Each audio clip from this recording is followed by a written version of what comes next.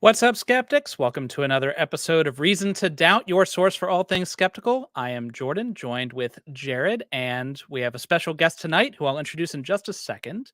But tonight, we are going to be talking about biblical scholarship. A few weeks ago, well, I guess a few months ago now, we started our review series of David Fitzgerald's book on Jesus mythicism.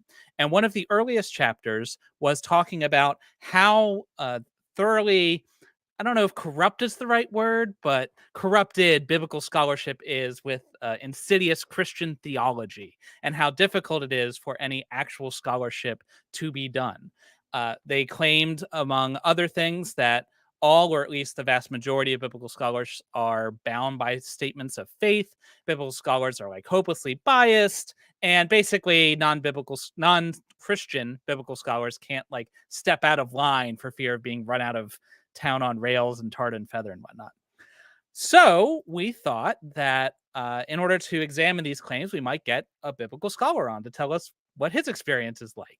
And so we invited Dr. Kipp, who is kind enough to join us tonight. How's it going, Kipp? Hey, it's good. How are you guys? Oh, great.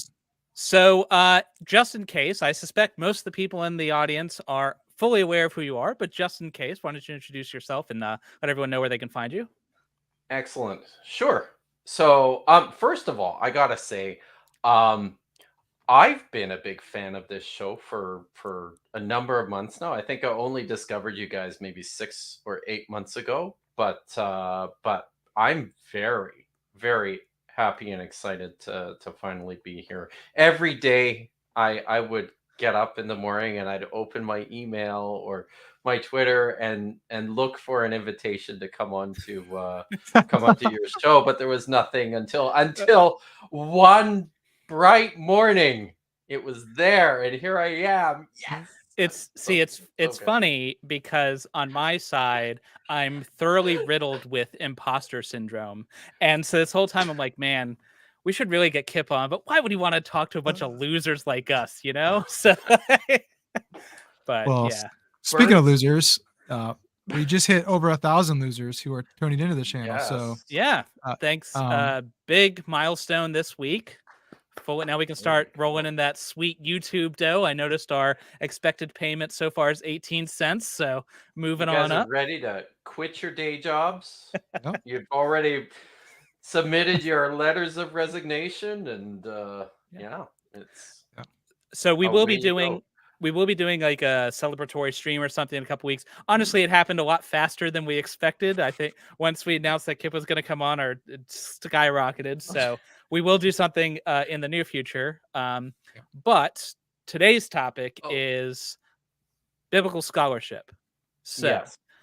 why So should anyone listen to you about biblical scholarship, Dr. I Davis? didn't I didn't get around to my introduction, so this will be part of it.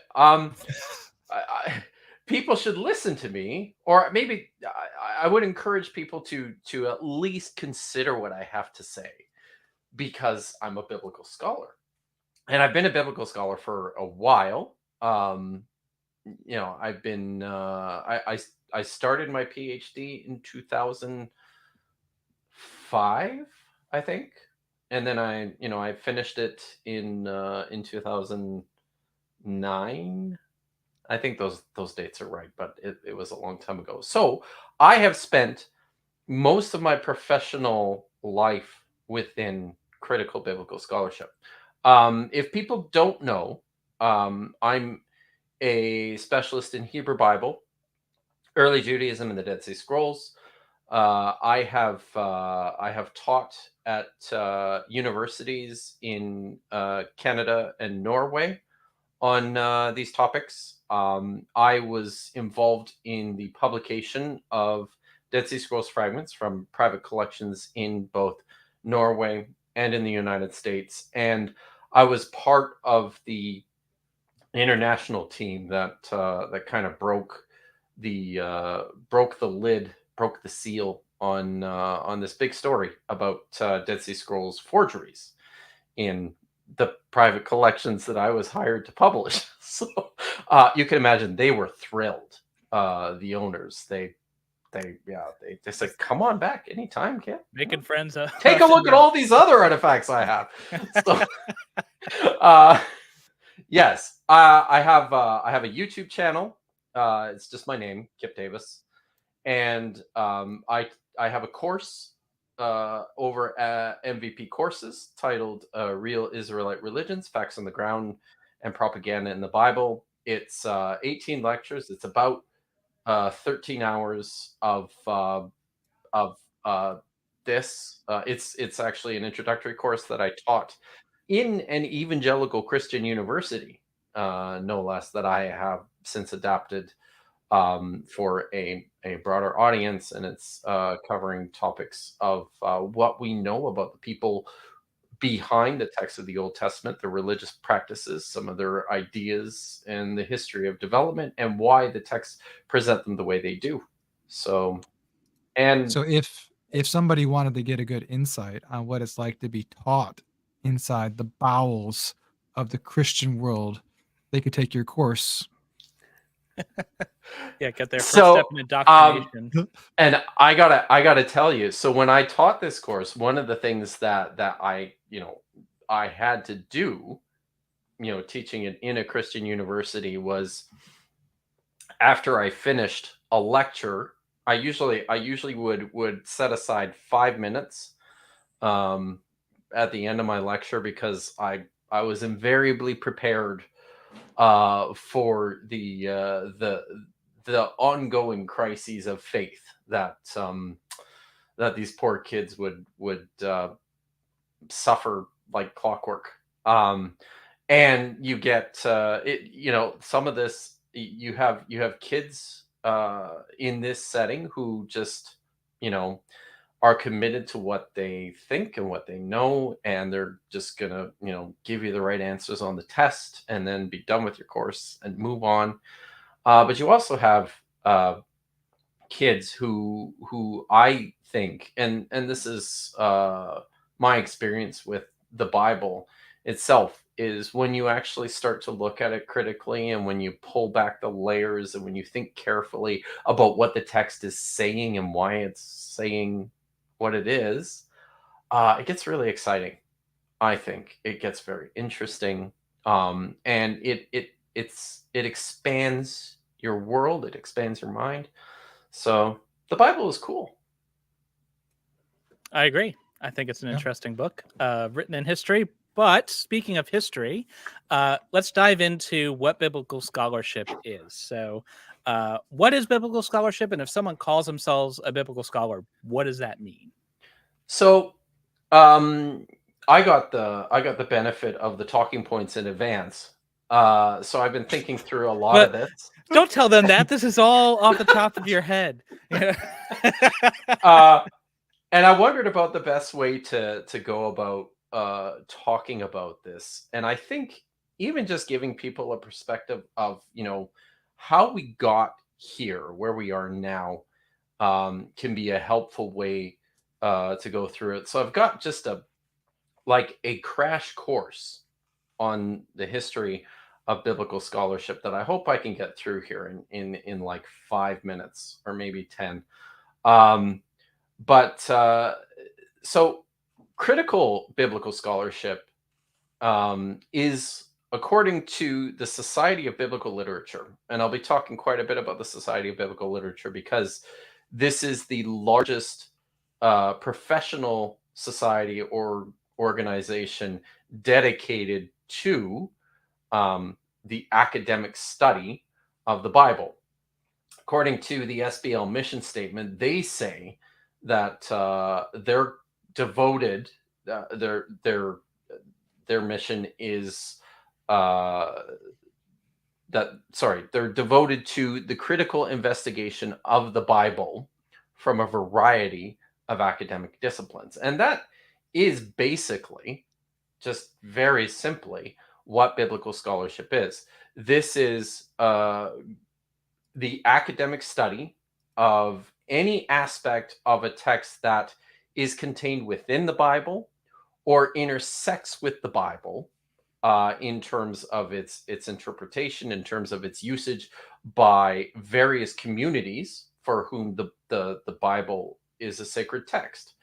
And as a result, and I'll get into this a little bit, um, as a result, it's a multidisciplinary field, and it's also a big tent. And what I mean by what I mean by that is that because so many who are interested in the Bible from the outset are religious. They are Christians, they are Catholics, they are Orthodox and Reformed uh, rabbinic Jews. Because of that, there is a variety of competing ideas and opinions about how to handle these texts. And one of the things that the SBL strains to do, and I have to point out here, the SBL is not perfect. It's got lots of its own issues and problems. Our field continues to have its own issues and problems. But what the SBL strenuously attempts to do is to democratize the field in such a way as to make it comfortable for anybody to be able to study and investigate the Bible. So just to give you like a snapshot of the history here, I think it's a little bit different for most scholars, but I would say that the beginning of critical biblical studies probably happened in the 17th century. Baruch Spinoza was his Jewish name. He's more commonly recognized by his non-Jewish name. Benedict Spinoza was an intellectual in the 17th century, and he wrote a pamphlet called Tractatus Theologica Politicus, in which he forwarded his ideas for how people should be reading and studying the Bible. This happened right around the time of the Protestant Reformation. So, and what the Protestant Reformation did was basically it unshackled the Bible from ecclesiastical power in the Catholic Church. And this was one of the big mandates of the first Protestant movements, was that everybody should have the opportunity to read the Bible. And intellectuals and academics also came to understand that everybody should have the opportunity to study and to learn about the Bible. So Baruch Spinoza was one of these figures, and he came up with five what's the word I'm looking for? 5 points in how we should be studying the Bible. Point number 1, he said, Scripture is to be understood by Scripture alone. The time-honored traditions about what the Bible means, and here Spinoza had in mind rabbinic midrash as well as Christian typological and allegorical interpretations, which preceded this period, often lead to absurdities, he says. Therefore, only Scripture's own words are to be considered. All knowledge of Scripture must be sought from Scripture alone. So is this like the sola scriptura idea? It's not exactly, because he's not looking at it as a rule of faith. He's basically saying the best way to understand what the Bible has to say is pay close attention to what the Bible has to say. Gotcha. So, in this period of time, right?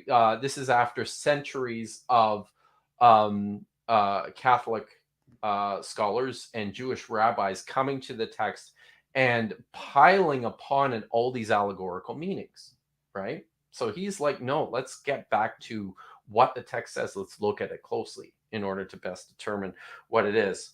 So the second point, he said, in order to understand Scripture, we must understand all the peculiarities of its language and its world of ideas, and not to impose on it our own later conceptions. There is no reason to assume that what Scripture says conforms to our own values or our current knowledge or even to logical thought. We should thus take every precaution against the undue influence not only of our own prejudices, but of our faculty of reason. So a big thing for Spinoza was that in order to know anything at all about the text, you first of all have to understand what the text is saying in its own languages, in Hebrew and Greek, and not, the Latin translation, or at this point, Or the the English emerging translation. English, or the French or the German translations, right?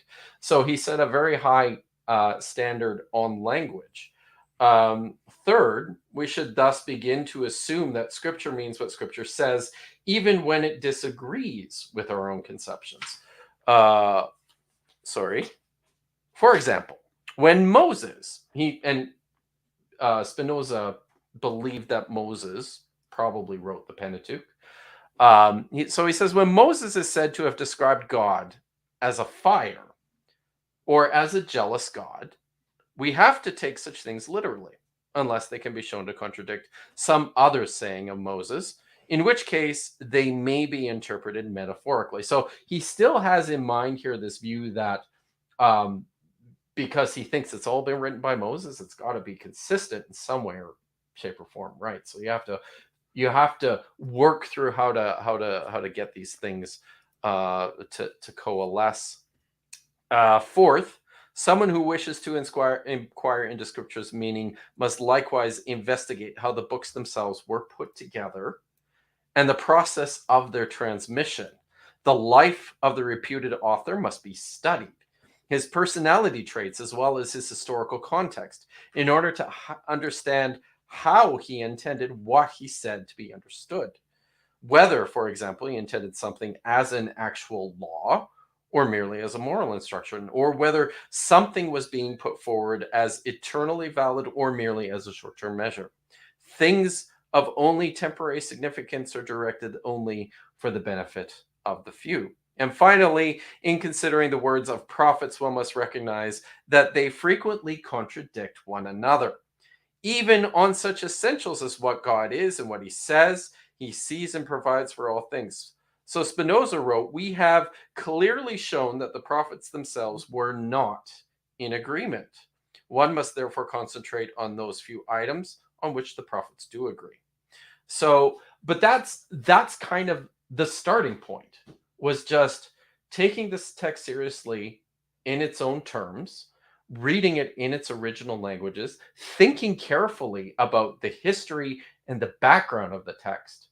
And dare we even come to recognize on certain points, it might disagree, it might even be wrong.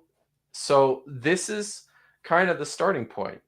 Would you say Yeah, that, go I ahead. mean, the rabbis have been doing this for a while, in the N- Talmud and Mishnah, but that was more for like theological reasons, right? Where this is something completely different and new. Totally different, totally new. Because what the rabbis were doing in the Talmud was mining the text for in order to ascertain meaning about what's going on now, today, right? So when you actually read through the tractates of the Talmud, you'll notice this. This is pretty consistent, and this is a long-standing, also a very ancient form of interpretation, where you look at a significant word, and that can mean something completely contrary to what it appears to mean within the text. Spinoza is actually like totally turning the tables on that and saying that's garbage. We need to understand what the text is saying in its own right, in its own place. So, and this was, it's hard to imagine, but this was revolutionary at the time. It seems, standing from where we are now, very obvious that you should, Obvious. Yeah. listen, you should take into account the context and like the intent of the author. It seems like, but a lot of So things seem obvious in hindsight. certainly. So, but this is kind of where it started. And then through the 19th century, the so-called scientific revolution, the Enlightenment, there came with this just an obsession among European intellectuals with history generally. In fact, the discipline of modern history was born in and around this same period, and of course, with it was born historical investigations of the biblical text.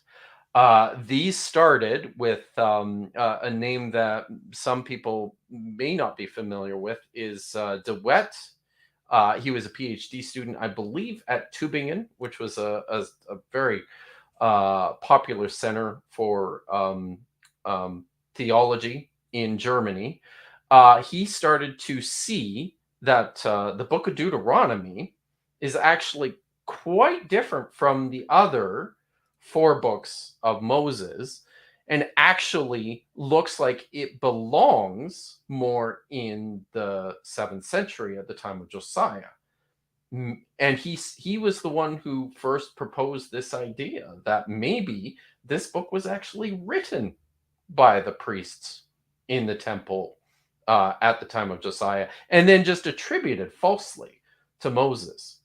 A name you're probably more familiar with is Julius Wellhausen, who around the same time, a similar time, was developing ideas about sources in the Pentateuch, including the book of Deuteronomy. He identified sources we now call J, or the Yahweh source, E, the Eloah source, and P, the priestly source, as originally different forms of many of the same stories and many of the same textual traditions, which were compiled together later by a single author. So all this was happening around the same time, and it was all kind of happening in Germany. And as a result, it came to be known as the German science. So around this same time, in 1880, the great Charles Augustus Briggs, who is watching dutifully over my shoulder. There you go. David of Oakland in the this chat evening. was wondering who that handsome fellow was Yes. behind you. This is Charles Augustus Briggs and a colleague, Philip Schaff. Charles Briggs was a professor at Union Theological Seminary in New York. In 1880, he and his friend, Philip Schaff, decided that they wanted, and this was something that was becoming all the rage in the 19th century, was for academics, for university professors, and for scholars to set up their own learned societies of history, societies of language. And these two gentlemen decided we need a society of biblical studies. So they got together, and with I believe it was 6 other college professors at seminaries, to found the Society of Biblical Literature and Exegesis in 1880. Significantly, this was 3 years before Wellhausen published his groundbreaking book, which completely altered the face of biblical studies, his Prolegomena zur Geschichte Israels, or the Prolegomena to the history of Israel. So all this was happening around the same time. And Briggs had actually spent time in Germany studying, and was very, very taken with the German science. So in the earliest years, the only criterion for membership at the Society of Biblical Literature and Exegesis was defined beyond common interest in biblical studies, was the quality of the candidates' exegetical writings, though this was never rigidly enforced, and it was never explained what that meant either. So an initiation fee of $5 entitled the new member to all the rights and privileges, and annual dues of $3 kept one in good standing and ensured receipt of any publications that were produced. And right shortly after the founding of the SBL, they produced the first issue of the most widely read popular periodical in biblical literature today, the Journal of Biblical Literature. So the first constitution was made in 1884, and the constitution said that the object of the society shall be to stimulate the critical study of the scriptures by presenting, discussing, and publishing original papers on biblical topics. In 1886, the first Jewish members were added, and this included Marcus Jastrow, who edited and put together the most important dictionary of Hebrew for rabbinic literature.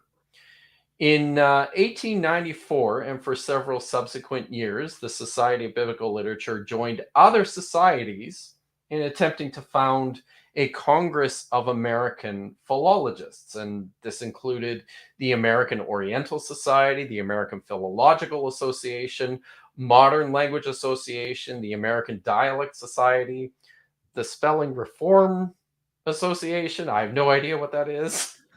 But But obviously it they were sounds about like proper grammar, they're the people it who correct your sounds spelling on fun. Twitter. Yeah. These were the original grammar Nazis. So and importantly, the Archaeological Institute of America.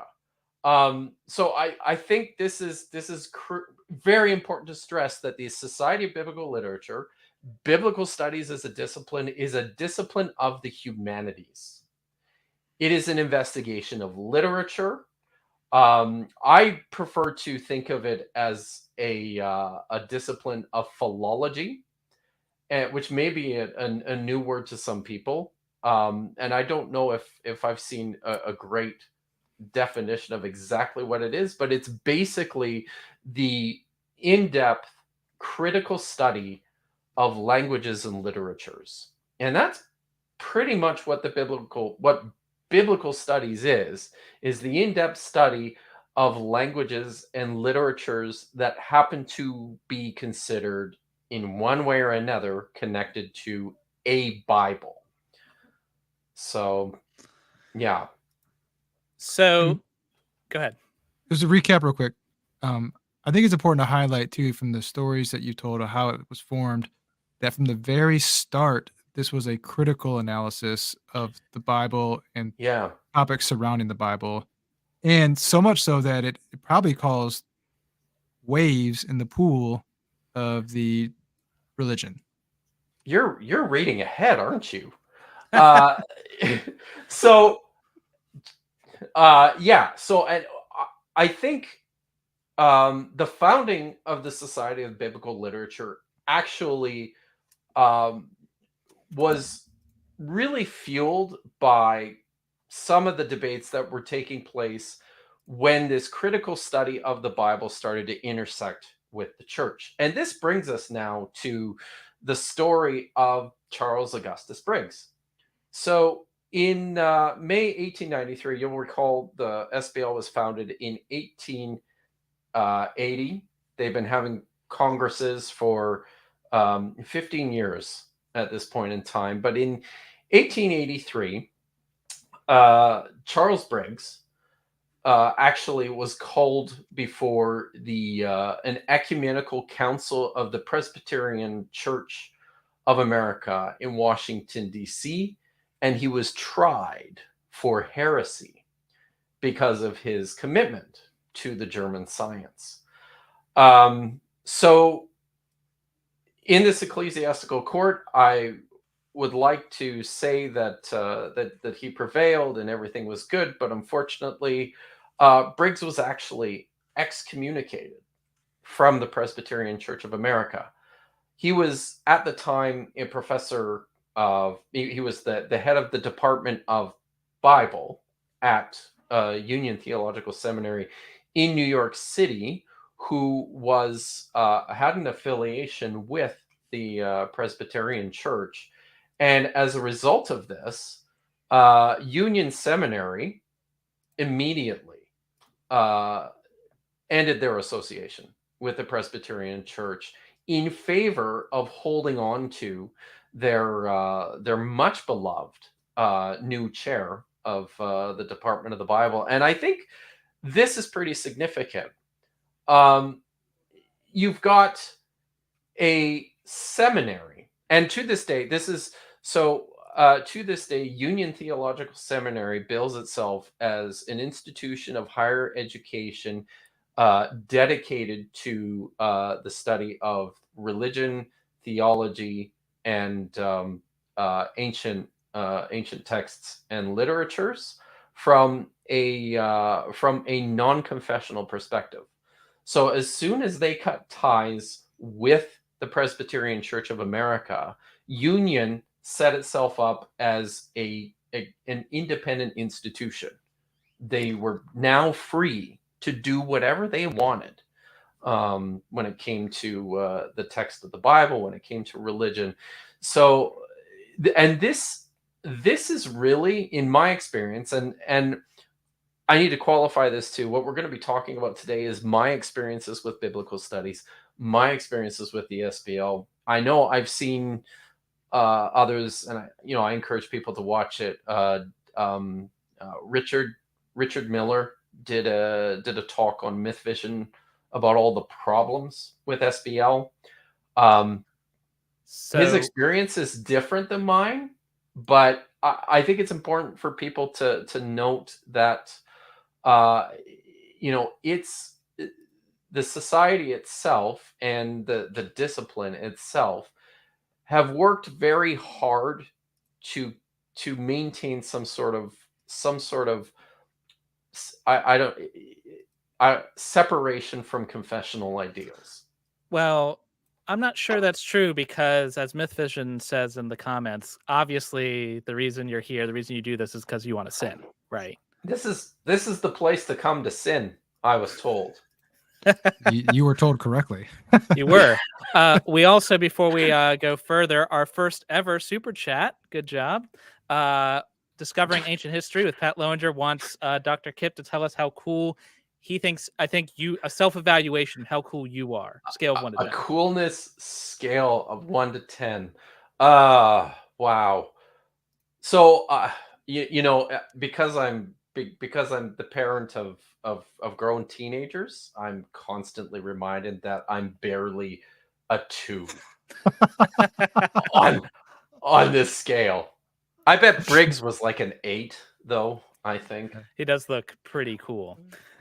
So clearly the history of biblical scholarship is one of the humanities, like you said, one that's it kind of grew into a kind of broke away from the church that what it was kind of associated with and moved into a more historically minded field kind of when it came into its own. Yes. And you can understand too, just to point out that this is not a break that even today you can't ever completely break yourself, or they can't just the SBL cannot just cut themselves off from theology or from theological schools, because huge numbers of their own membership are committed Christian, committed Jewish biblical scholars. Any more than any society of history can break themselves away from people of religious convictions. It's more difficult with something like the SBL because so many people of faith are so interested in the biblical text. I think that's a good segue to one of the things that David Fitzgerald mentioned in his book when he did for those who haven't seen the previous episode, he kind of did a survey of his own of the field and like where people came from. And he basically narrowed himself to degrees that were granting like biblical studies degrees.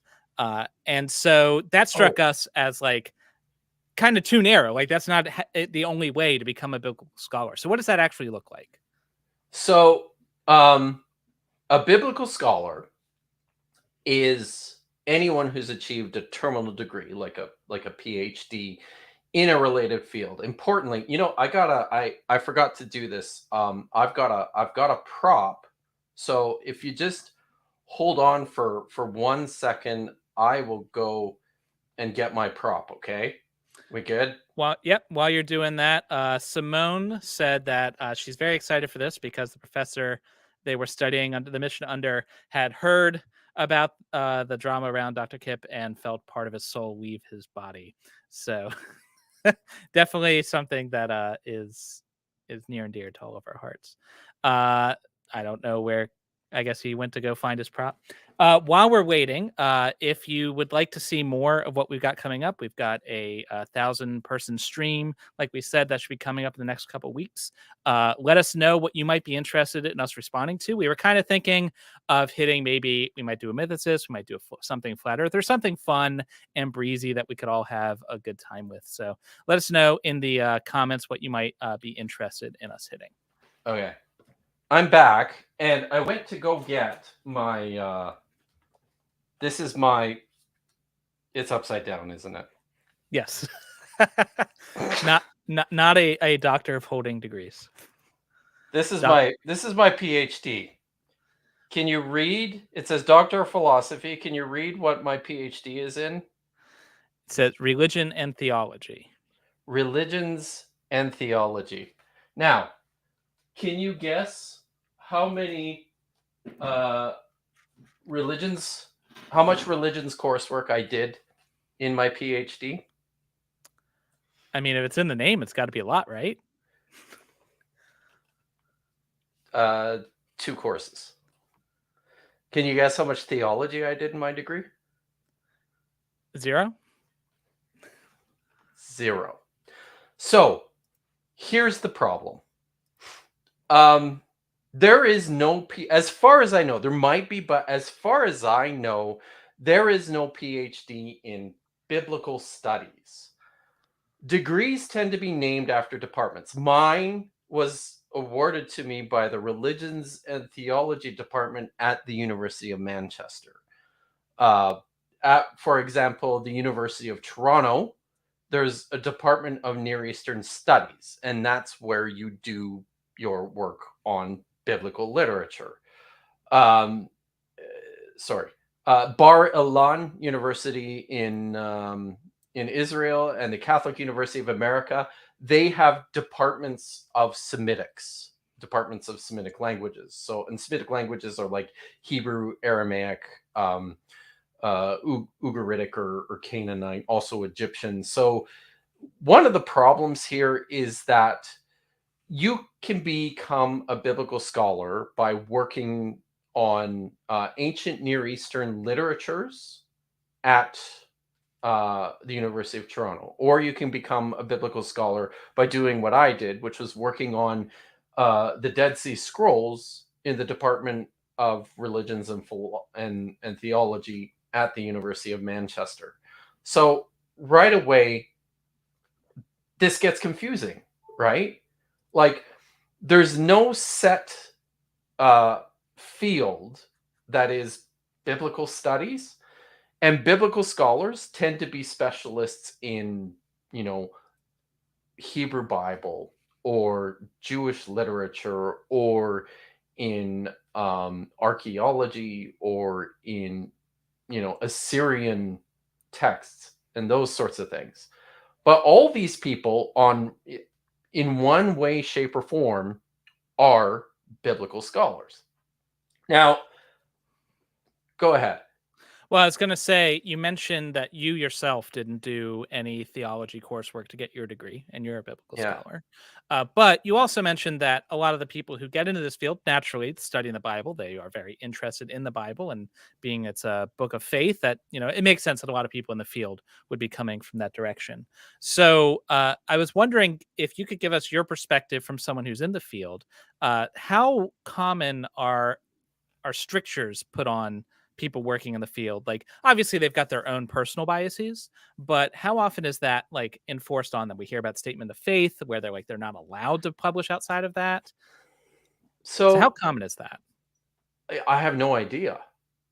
And like, in my experience, not especially.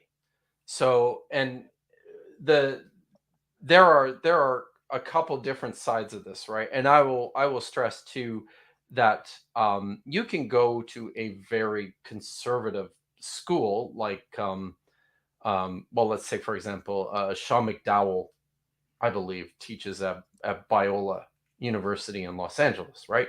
Where I believe that, professors have to sign a statement of faith. These guys, several of them are members of the Society of Biblical Literature. also, and they'll present papers about the Bible and about the technical critical study of the Bible. And by and large, in my experience, that's kind of separate from whatever you're doing in your school. So, and I can talk a little bit about that. One thing I wanted to point out with regards to this confusion is some of this is historic, right? So in the 1800s and the 1900s, there were seminaries or universities had their own departments of theology, and these are traditionally where study of the ancient Near East, critical study of the Bible, study of archaeology, study of history, ancient Near Eastern history, that's where this started. And it just kind of stayed there. So as a result, you've got a place like Harvard Divinity School, which is an institution of critical study of the Bible. It does other things too. It does do theology, and we'll talk a little bit about some of the difference there in a little bit. At a place like Oxford or Cambridge, I don't know how familiar you are with the way those universities themselves work, but these very ancient medieval universities like University Oxford and Cambridge were originally like consortiums of colleges. I think at Oxford there is 8 individual colleges. There's like a Trinity College. Oh no, that's at Cambridge. But there's like a Christ Church is a college at Oxford.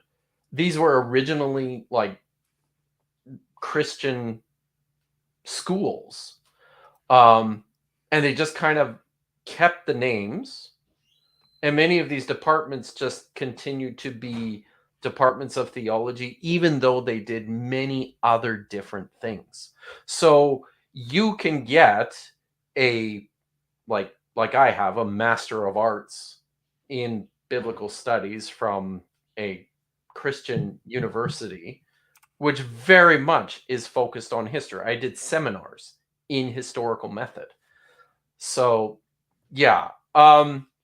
So that was something that Yeah. Fitzgerald mentioned in his book. Like he would point out like that there was a school that had religious affiliations, and when he Yeah. said, "Oh, this school has an affiliation with a religion, therefore they must be thoroughly riddled with Christian theology and can't like that was the line he drew." But it didn't seem like that was actually the case.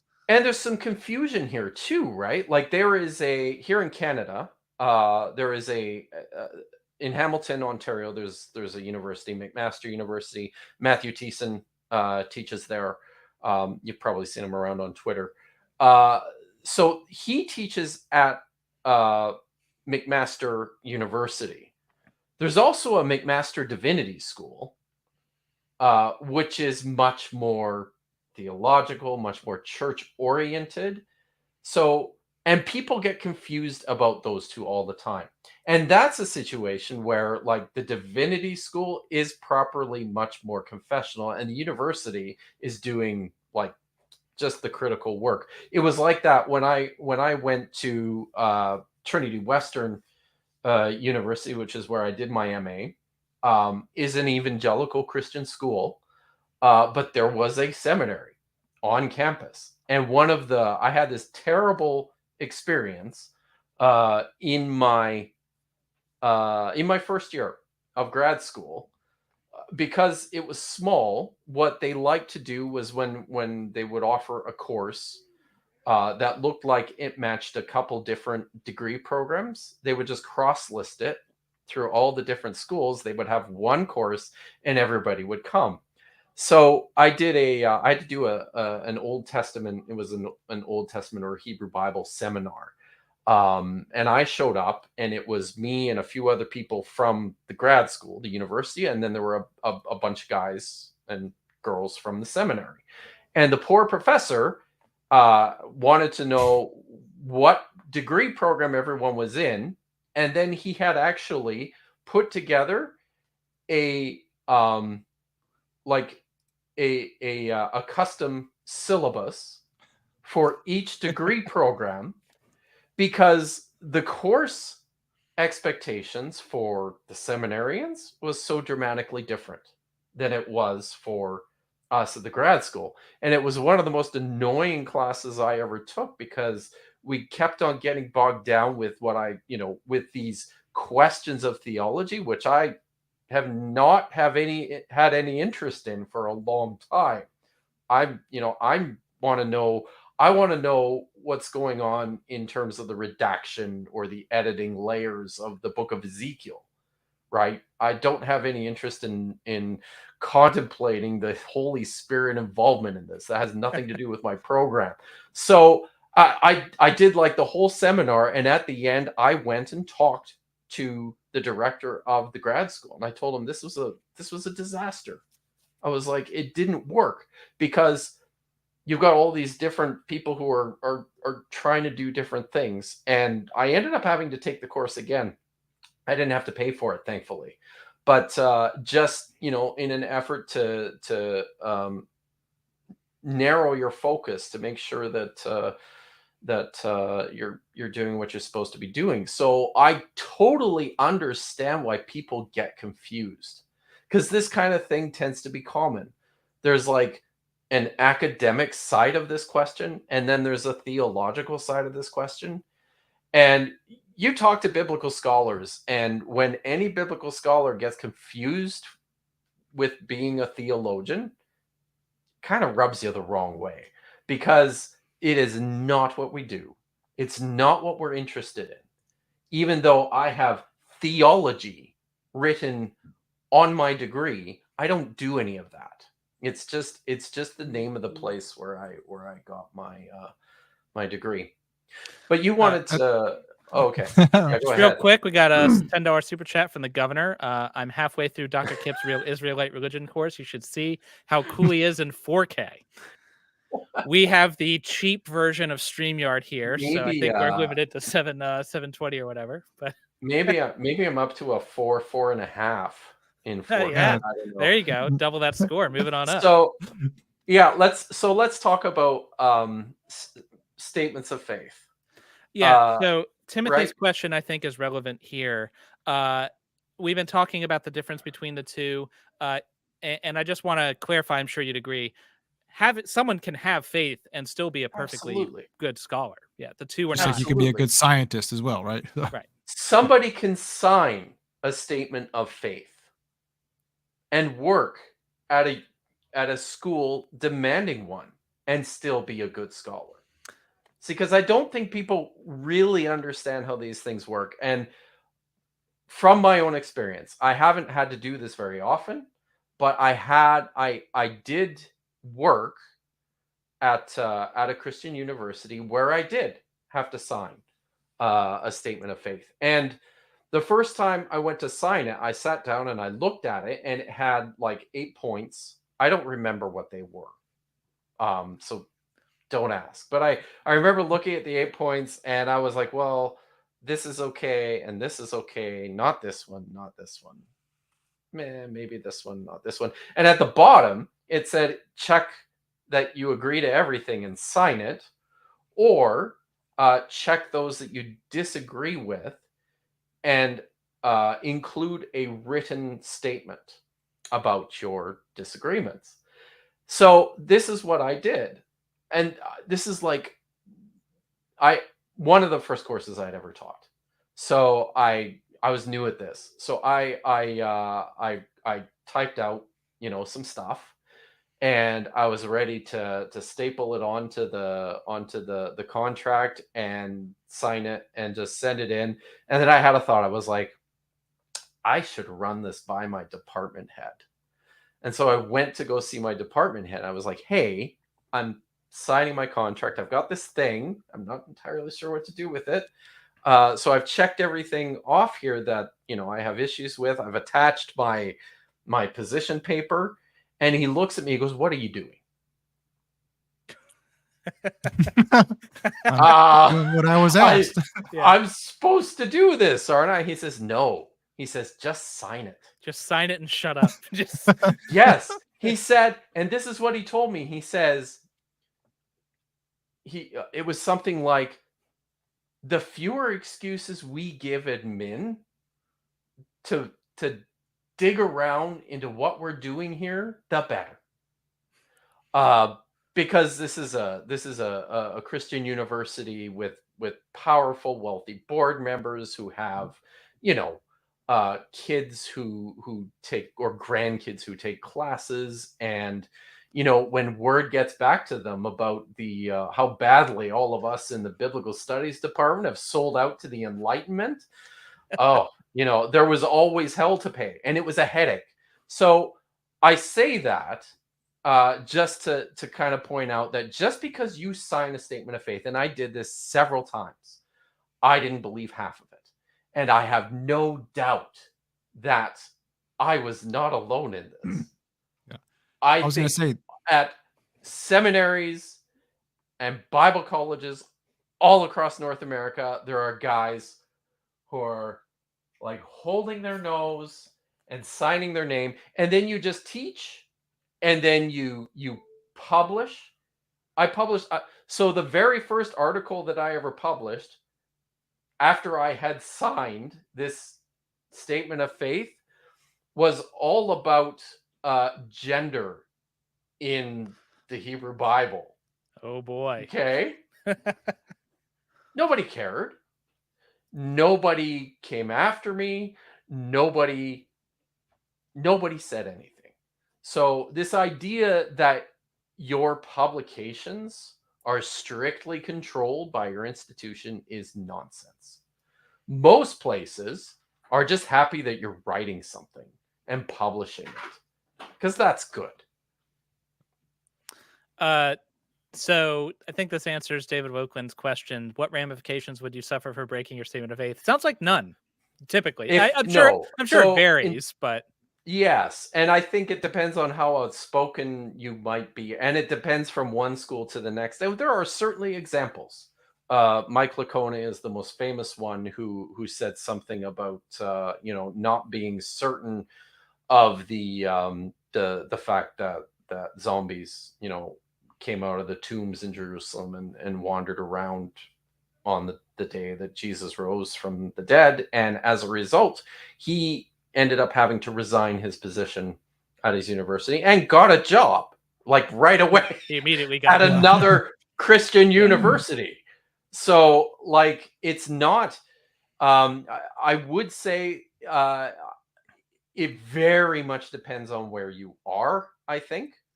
But in my experience, now bear in mind, please, this is my experience. It's a formality that only matters to the administration insofar as what's taking place in the classroom. And usually that was controlled by the understanding that, we're doing critical biblical studies here. So there's lots of questions that we just have to ask. And there's certain things that we just have to be honest about. So I'm fairly sure one of the things on the statement of faith that I signed had to do with the virgin birth. And yet, all the New Testament guys in the department would teach that this is all literary constructions. There's, this is not an historical thing. Let's talk about this as it pertains to the theology and the Gospel of Luke and this kind of stuff, right? That's interesting because like when I was digging into the stats, because I'm an analyst, that I dug into the numbers. There you go. I was like, well, if you look at like the percentage of programs, there's not even that many that are covered by statements of faith, and some like even of those, it's not like this totalitarian boot on your head. It's nothing like that. And just so when I went to the University of Manchester for my PhD, I was looking at programs. These are the programs that I was looking at to do my PhD. University of Notre Dame, it's Catholic.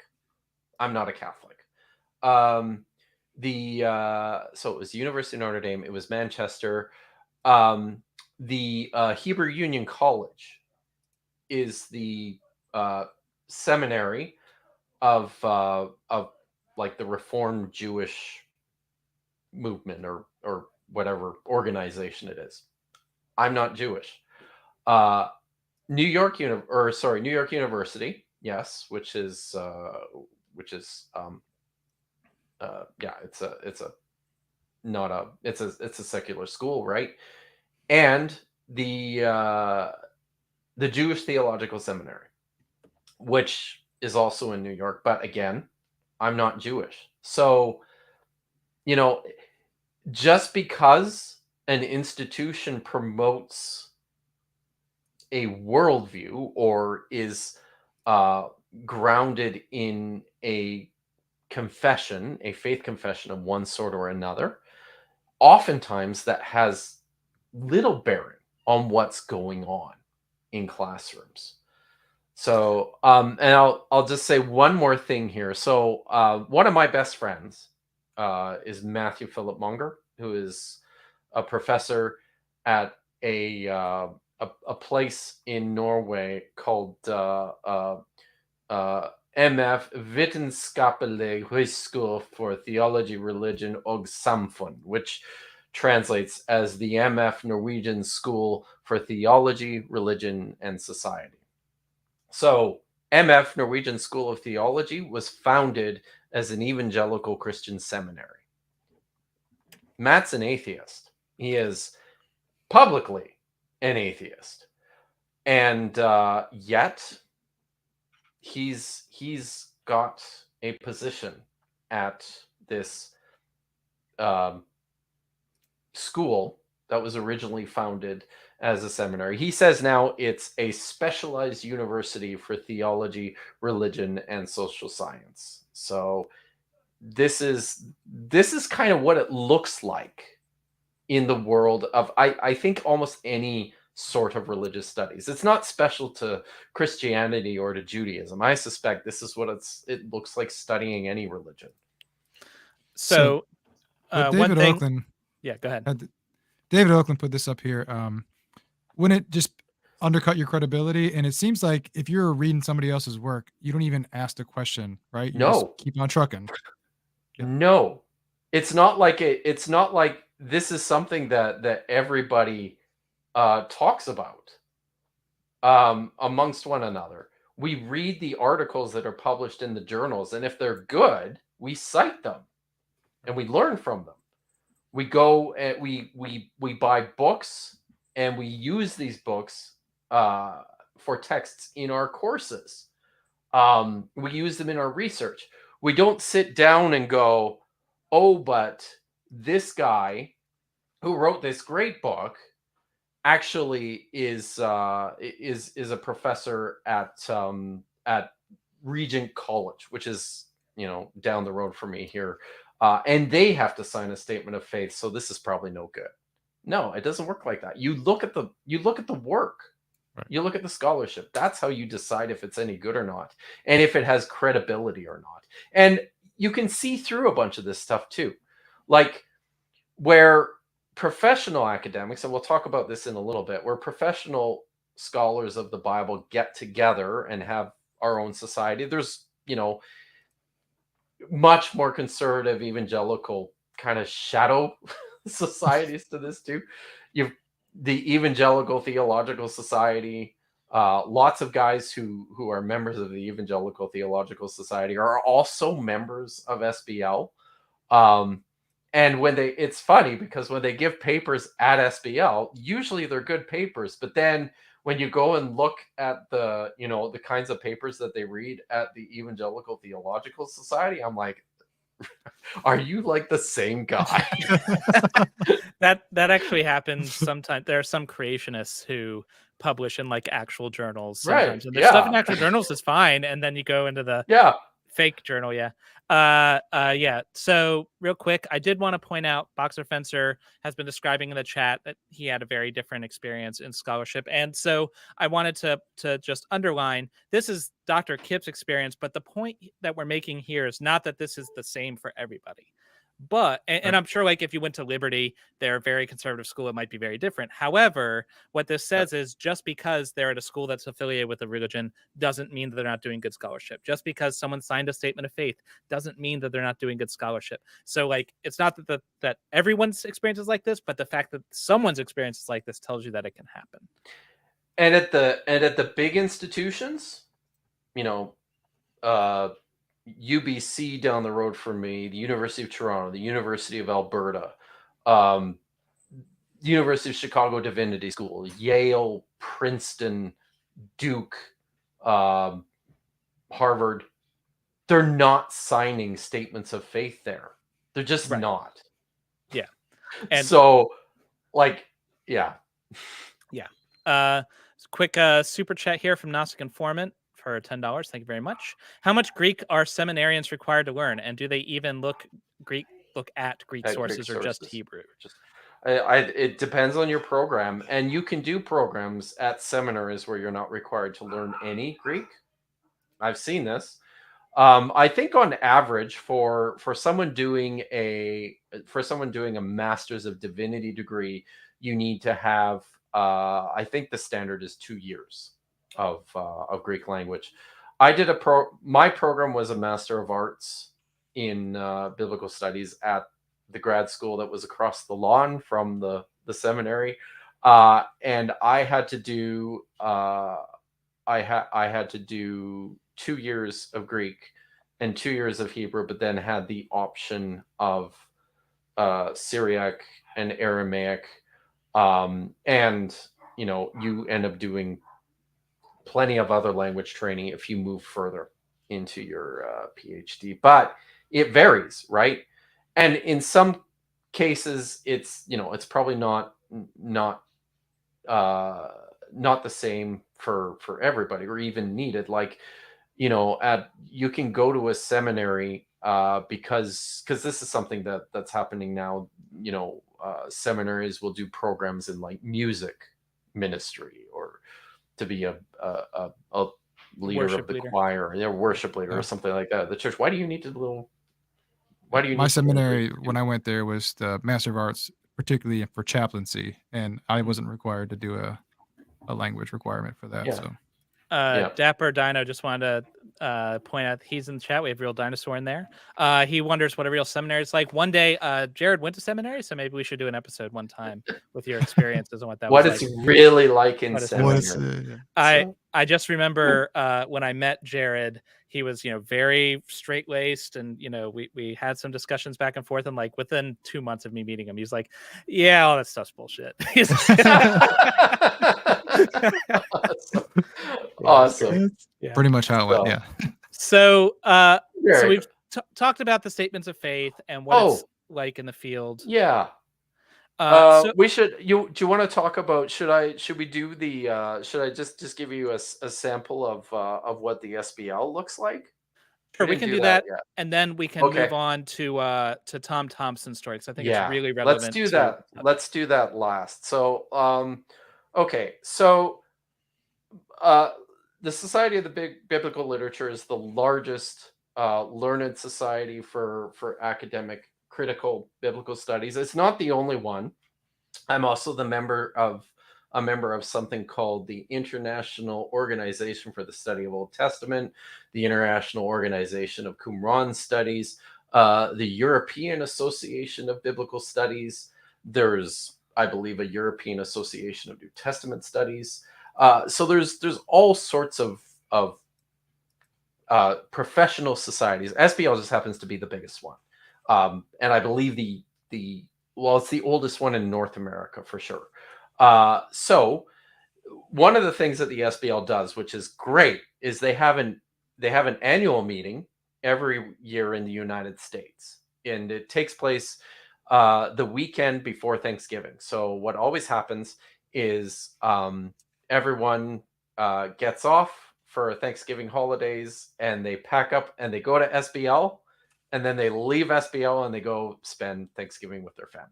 So, of course, when you're in Canada, that doesn't happen because we have Thanksgiving on a totally different day.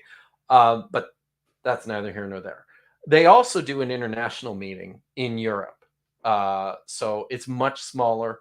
And the reason they did that is because it can be really difficult for European scholars to come every year to the United States for the annual meeting.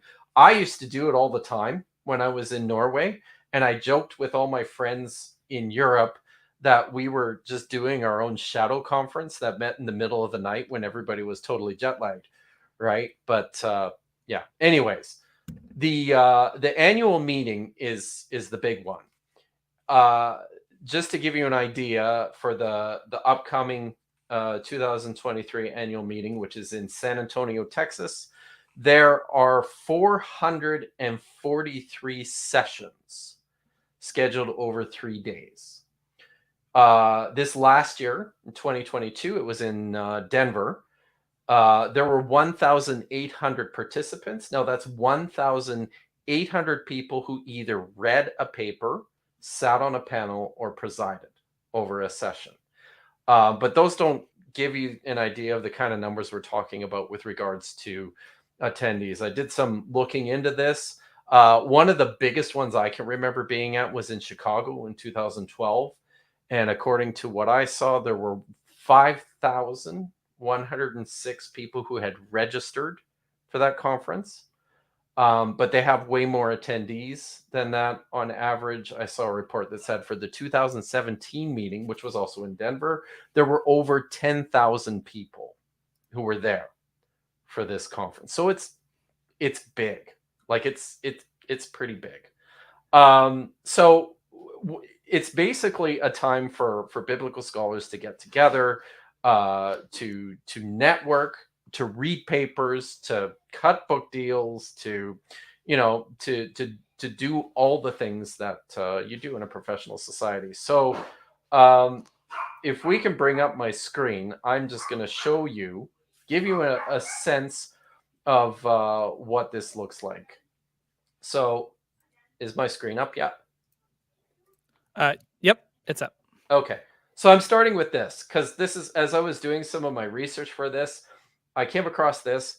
So this is actually an advertorial for the 19th meeting of the Society of Biblical Literature and Exegesis, which was scheduled for December 12th, 1889.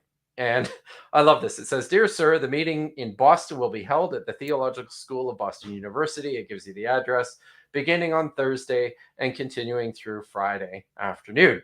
And then it says, "The following papers will probably be presented." That's funny. So not exactly holding themselves to a strict schedule. not really. So, but this was the whole meeting, and here we have here's the like the kinds of things that they heard about in 1889 in Boston. Workman's conspectus of the variations between Hebrew and Greek Jeremiah, the vocabulary of the Synoptic Gospels, the biblical demonology on a curious passage in Barnabas, an important New Testament manuscript allied to the Codex Sinaiticus, the Ascension of Isaiah. Hey, you guys have heard of that, I bet. A new translation with introduction and brief notes. New Testament terms descriptive of the Great Change. Babylonian cosmogonic myths compared with the accounts of creation in Genesis. A review of the Syrian witness to the apocalypse as stated by Tischendorf and Tregelles. And some notes on Hebrew lexicography. So as you can see, it's even like 130 years ago. These are guys who are just big literature nerds. And this is what the Society of Biblical Literature has always been about. It has come a long way, though, since then. So I just pulled up, and this is a random sampling of stuff that took place at the last annual meeting. So here is a session dedicated entirely to the Gospel of Luke. It's an open panel, and you can see some of the paper titles here. Embodied Intertextuality and the Healing of the Bent Over Woman from Luke 13, 10 to 17. Because this widow keeps bothering me. Luke 18:5, a decolonial feminist reading. Luke and the Rhetoric of Transition, another look at the story behind Jesus' baptism. So here's another one. This is Ancient Fiction, an early Christian and Jewish narrative. Sexual violence in the Acts of John, conflations of violence and desire in a portrait of celibacy. Violated Visionary on voyeurism, queerness, and violence in Act 6 of Acts of Thomas. This So these one are in particular. good. No, go ahead. I was just going to say these are clearly papers that I imagine would ruffle some feathers in an evangelical conservative group talking about feminism, talking Maybe about sexual violence. Queering polymorphic Jesus Yeah. in the Acts of John. That might do it too, right? Yeah, right. So there's another one. There's LGBTI queer hermeneutics. There's a whole session dedicated to this, right? Here we have one on mysticism, esotericism, and Gnosticism in antiquity. The theme of this one is innovative approaches to mysticism, esotericism, and Gnosticism. Harmonizing the secrets of the Gnostics, Clement of Alexandria's redemptive approach to apocryphal texts, esoterizing Christians and Gnostic remixes in the 3rd century. So I think it's clear from the sampling that we're not like this isn't a group of people who are slavishly dedicated to the story you'll hear in Sunday school. These are scholars that are working through scholarship. Here's one. Point. You have a whole session on economics in the biblical world, right? The last paper here by Wolfgang Zwinkel is about military spending in Israel and Judah in the context of economy. So it's just this is what it's like all the way throughout. There was a couple I wanted to point out. I was going to pull up this one. These got mixed up. These ones are fun. I love these sessions, the Bible and popular culture. The Cup and Conscience, the use of 1 Corinthians 11:27-32 in Netflix's Midnight Mass. Killing Adam's Eve, biblical women in BBC's America's Killing Eve. So there's another one I wanted to pull up that's from there's another session on gender, sexuality in the Bible, feminist hermeneutics in the Bible, women in the biblical world. There's a whole panel section on fetish and fetishization in the study of religion. So here's one on Bible and film that I really like. The theme of this one was monsters and masculinities. The real monster, biblical reception in the shape of water, and venom. Queering power in Psalm 22 and through the power of the dog. Missing Jonathan, the curious case of the missing prince in modern dramatizations of the David narrative. So that's a sampling. That's and I'm telling you, that's what we do. Like that's what all of these SBL sessions are like. So Vishanti says that she'd love to listen to the panel on Venom. I agree. That sounds like that's probably one of my favorites in that list. But I do want to... On that point, though, can I just say this wasn't a paper I presented at SBL, but it could have been.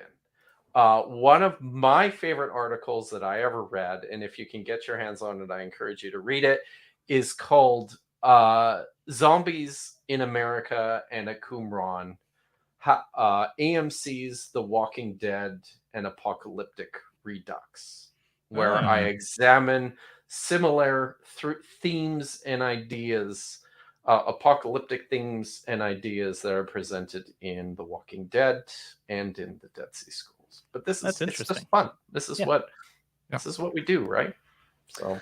So Vishanti wants us to get to the lighter fluid portion of the stream when we talk about mythicism. So I don't want to keep her waiting. Now, just as a reminder, what we've been talking about up to now is kind of the story that mythicists paint about biblical scholarship versus what it's really like, because it's clear that especially David Fitzgerald, but there's been a lot of time and effort undercutting the field because they have to, right? Because the field has a consensus and they need to destroy it in order to make room for themselves.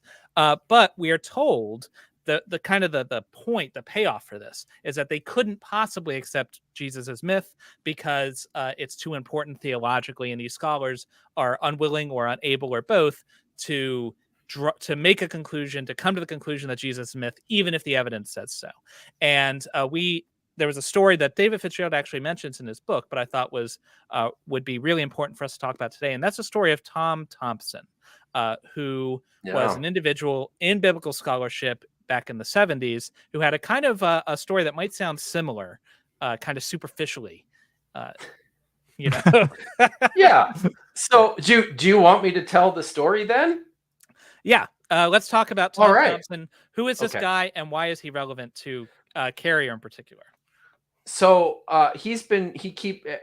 you will hear this over and over again in discussions from mythicists about how Tom Thompson radically proposed this idea back in the 1970s that the patriarchs were all mythical figures and they weren't they weren't based in any history.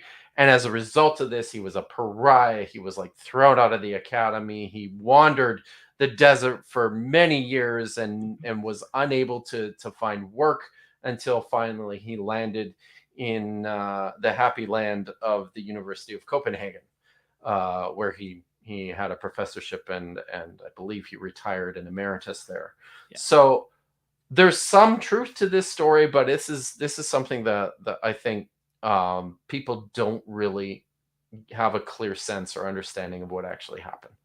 So Tom Thompson is an American scholar.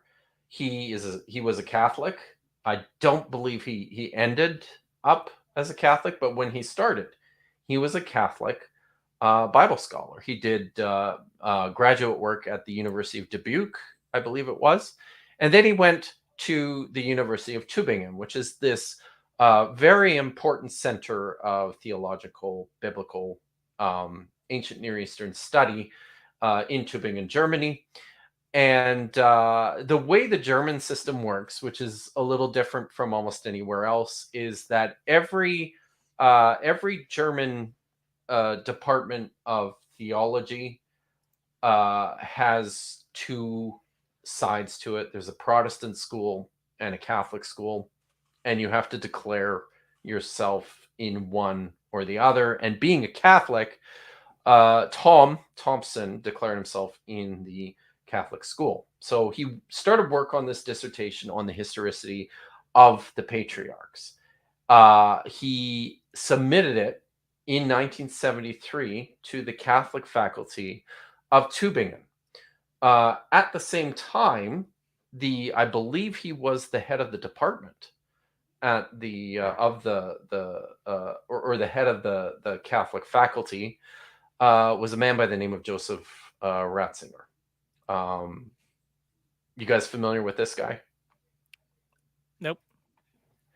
Joseph Ratzinger goes by another name, and that name is Pope Benedict XVI. Oh, wow. I did not know that. So this powerful rising cardinal within the Roman Catholic Church was one of Tom Thompson's dissertation examiners. Cardinal Palpatine, as Vishanti. Yes. So, and as a result, the dissertation was rejected. Now, there was Tom has said that at some point he tried to transfer out of the Catholic faculty into the Protestant faculty, and I suspect things probably would have gotten a little bit better for him there, having not having to defend his dissertation before Pope Benedict XVI. Of course, everybody understands this is before he was the Pope, Before the right? Pope, right. So, But yeah, but you're definitely kind of, the deck is stacked against you if you're trying to defend your dissertation of why this central figure in the Bible is not real to the and future the Pope guy, Benedict. I mean, even though he wasn't the Pope yet, he was already he was already a Catholic. He was already a Vatican insider. Like he was a Catholic Church power broker. Among all the Catholic Church power brokers. So right away, the deck was definitely stacked against poor Tom Thompson. So it was rejected in 1973, but he managed to get it published in 1974 by De Gruyter, which is one of the two very large German academic publishers. The other one is Vanden Hoch and Ruprecht. I actually think they got bought by De Gruyter recently. But anyways, so even though this was a rejected dissertation, he got it published right away. Like right away. And to give you an idea, so when I wrote my dissertation, it was accepted with minor revisions. It was like spelling, and I had some accent problems over the Greek that I had to fix, and that was it. And then it took me, I think, a good year after that to get it published, just to get it up to publication standard, because there was a number of things that I had to refocus and shift and rework for my dissertation to be published. Thompson got his published, his rejected dissertation published right away. So now I think it's important for people to understand what his project was, and I'll read a little bit from it for you. I have it here. The name of the book when it was published is The Historicity of the Patriarchal Narrative. So he says this in the introduction. Central to the argument for the historicity of the patriarchal narratives is the understanding that the historical value of Genesis 11:26 and following is substantially supported by what we know of the movements of early West Semites in Mesopotamia, of the Ur III and Old Babylonian periods in Egypt, of the First Intermediate, and in Palestine during the archaeological period, variously known as Intermediate, Early Bronze to Middle Bronze, or Middle Bronze I. Largely because of the long-established character of this interpretation, there has been a tendency not only to see the patriarchal narratives in the light of this historical background, indeed as historical records themselves, but also to interpret the historical and archaeological information in the light of the biblical narratives, with a resulting harmonization that makes the hypothesis increasingly difficult to analyze. For such analysis demands not only an investigation of whether the biblical traditions really do suppose the type of background that historical studies and archaeology offer, but it demands a new investigation of the historical and archaeological sources as well. Because of this, it seems necessary to insist on a methodology of writing the history of the ancient Near East, which observes a careful distinction between the types of materials at hand, and which allows historical conclusions to be drawn only after each type of material has been independently examined. Thus, archaeological material should not be dated or evaluated on the basis of written texts, which are independent of these materials. So also, written documents should not be interpreted on the basis of archaeological hypotheses. So right away, I want to point out, I think this is important, what Thompson was doing was he was confronting a fairly long established school known as the Biblical Archaeology School. This was the great William Foxwell Albright and other guys like Martin Note, or not Martin Note, The big ones certainly were William Foxwell Albright, George Ernst Wright, and John Bright.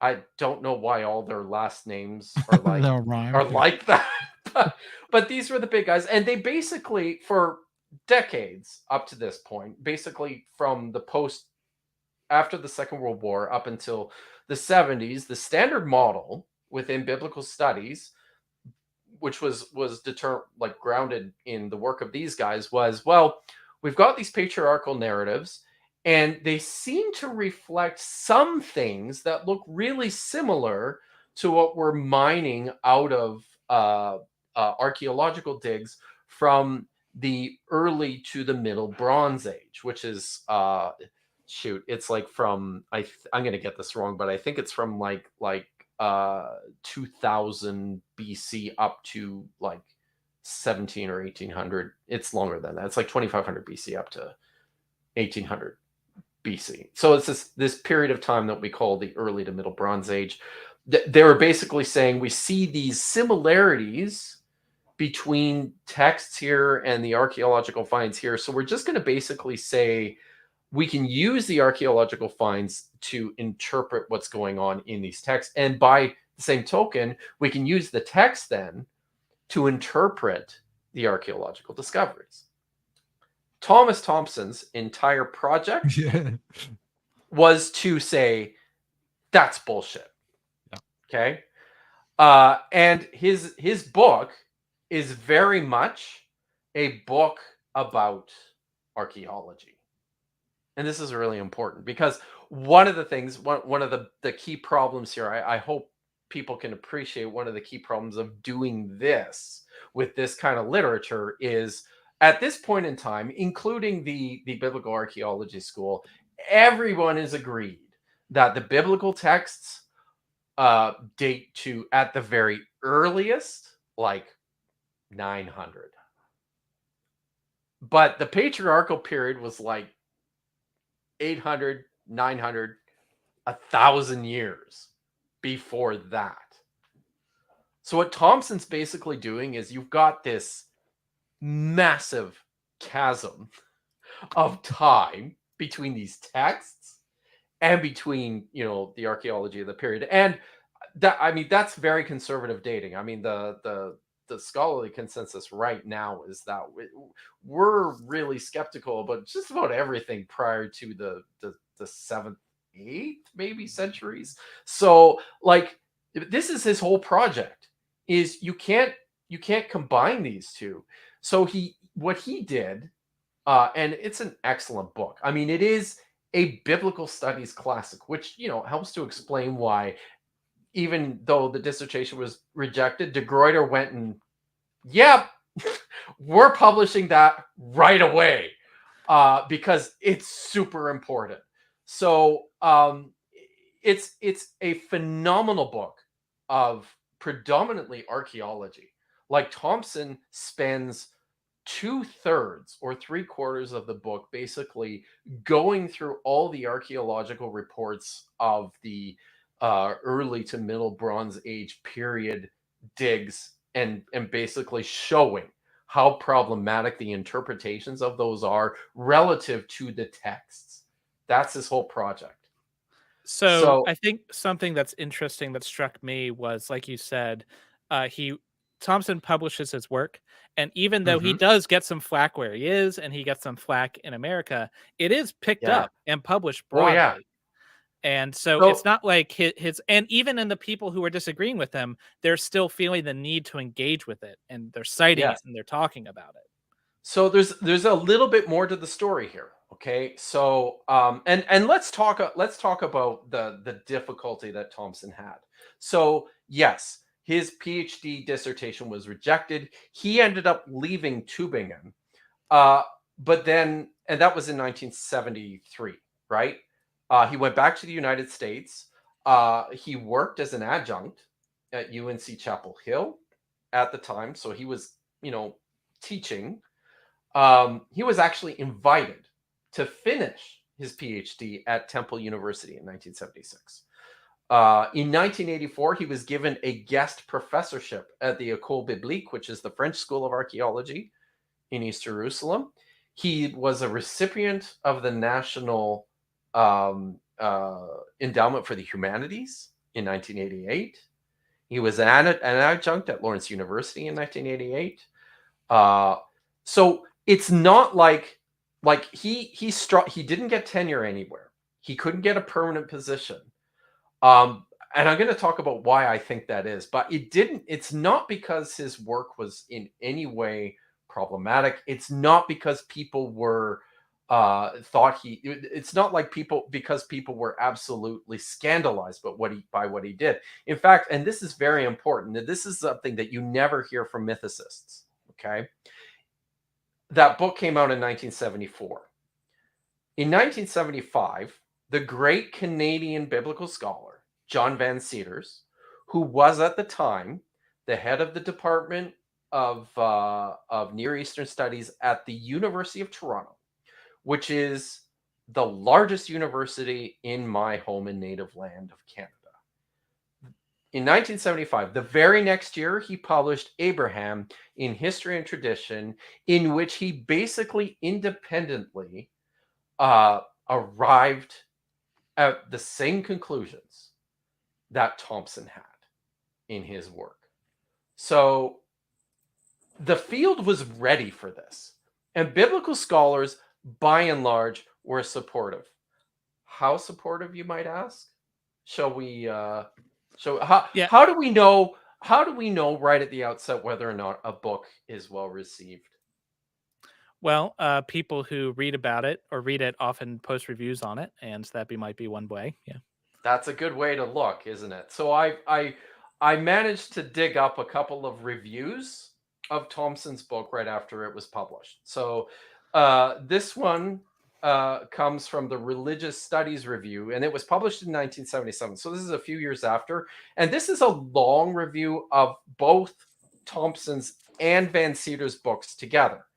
The reviewer, Robert W. Neff, says the book provides a valuable exposition of the second millennium sources and introduces a new stage in the debate about the historicity of the biblical traditions. The thoroughness and care with which Thompson argues his case, avoiding the easy linkage between biblical texts and external sources, make his study one which cannot be overlooked in any future investigation of the patriarchs. It's a solid review, right? So here's another one from Dennis Pardee, who I believe was at the University of Chicago at the time. And he wrote this in the Journal of Near Eastern Studies. Notice also that his book is being reviewed often, and it's being reviewed by the right periodicals. By people publishing in the field. Yeah, so this is the Journal of Near Eastern Studies. He begins his review like this. Are they historical? No. Speaking of the patriarchs. Nor should we expect them to be. This book is a new salvo in what might be called the Albright-Ocht controversy. Thompson belongs squarely in the latter camp and does not leave even as much leeway for historicity as North. That's Martin North. Moreover, he destroys once for all one of the supports of the Albright reconstruction, the myth of the form critic, working away in splendid literary isolation, independent of archaeological data. Thompson states this emphatically and drives the point home by the very nature of his book. It is not a form critical study of the biblical text, but an analysis of the archaeological and textual data, which are usually cited as proving the historicity of the patriarchal narratives. His conclusion: not only has archaeology not proven a single event from the patriarchal traditions to be historical, it has not shown any of the traditions to be likely. Another pretty good review, but I gotta say, I gotta say though, this one is my favorite. And this is the review that was published in the Journal of Biblical Literature. This is the largest, most widely circulated and read academic journal in biblical studies. This is the review that was written by Mythicists Tzavat. He's an Israeli scholar. And this is what he has to say about Thompson's book. Of the post-World War II publications in the area of pre-Israelite history known to the reviewer, this is by far the most important one. It sets the standards of scientific argumentation at a level uncommon in this field and indeed in much of Old Testament scholarship. The purpose of the book is to review the central arguments currently held by biblical scholars in favor of the historicity of the patriarchs in Genesis. In my opinion, Thompson's review is tantamount to a complete refutation of these arguments. The chief value in his study, however, lies not in this result, but in its paradigmatic method, its rigor, and its clarity. Finally, in addition to paradigm and conclusion, the reader is given a bonus of inestimable value, a stupendous amount of archaeological, historical, linguistic, and legal material pertaining to the Near East and especially Palestine of the second millennium. Later on, he goes on to say the examinations of individual propositions represent a serious challenge to the picture of prehistory of Israel. And in the course of the examination, the author again transcends his analysis of details and raises questions of principle. So I think I said this to you guys before the show started, but if I ever got a book review like that, Mic drop. Yeah, like you just don't ever write anything else. Like, and where do you go from there? Nothing else that Thompson ever published had that kind of gravitas. Like it was a tour de force when he published it, and it was hailed by the field as a tour de force. So why did he struggle to get tenure? Why did he struggle in his career? Any ideas? Any thoughts? Pissed off the wrong guy. Yeah, I don't know. Maybe it was just hard to work with. Cardinal Palpatine. Yeah. I think that's it. I think if Thompson had written his dissertation at, let's say, the Ludwig Maximilian University in Munich, which is not very far away from Tübingen, I think he would have been fine. I don't think anything would have happened to him. I think if he had written his dissertation in a Protestant faculty, he would have been fine. The problem here was not that his work was challenging the establishment. It was challenging the establishment, and everyone who read it went, yes, let's go, right? The problem was that he threatened the future pope. Yeah. And if you come after the king, you best not miss. So, right? So this started or kind of was breaking the idea that some prominent figures in the history of the Bible were not historical figures. And so naturally the parallel is drawn. Well, it happened once before. Look at Tom Thompson. Mm-hmm.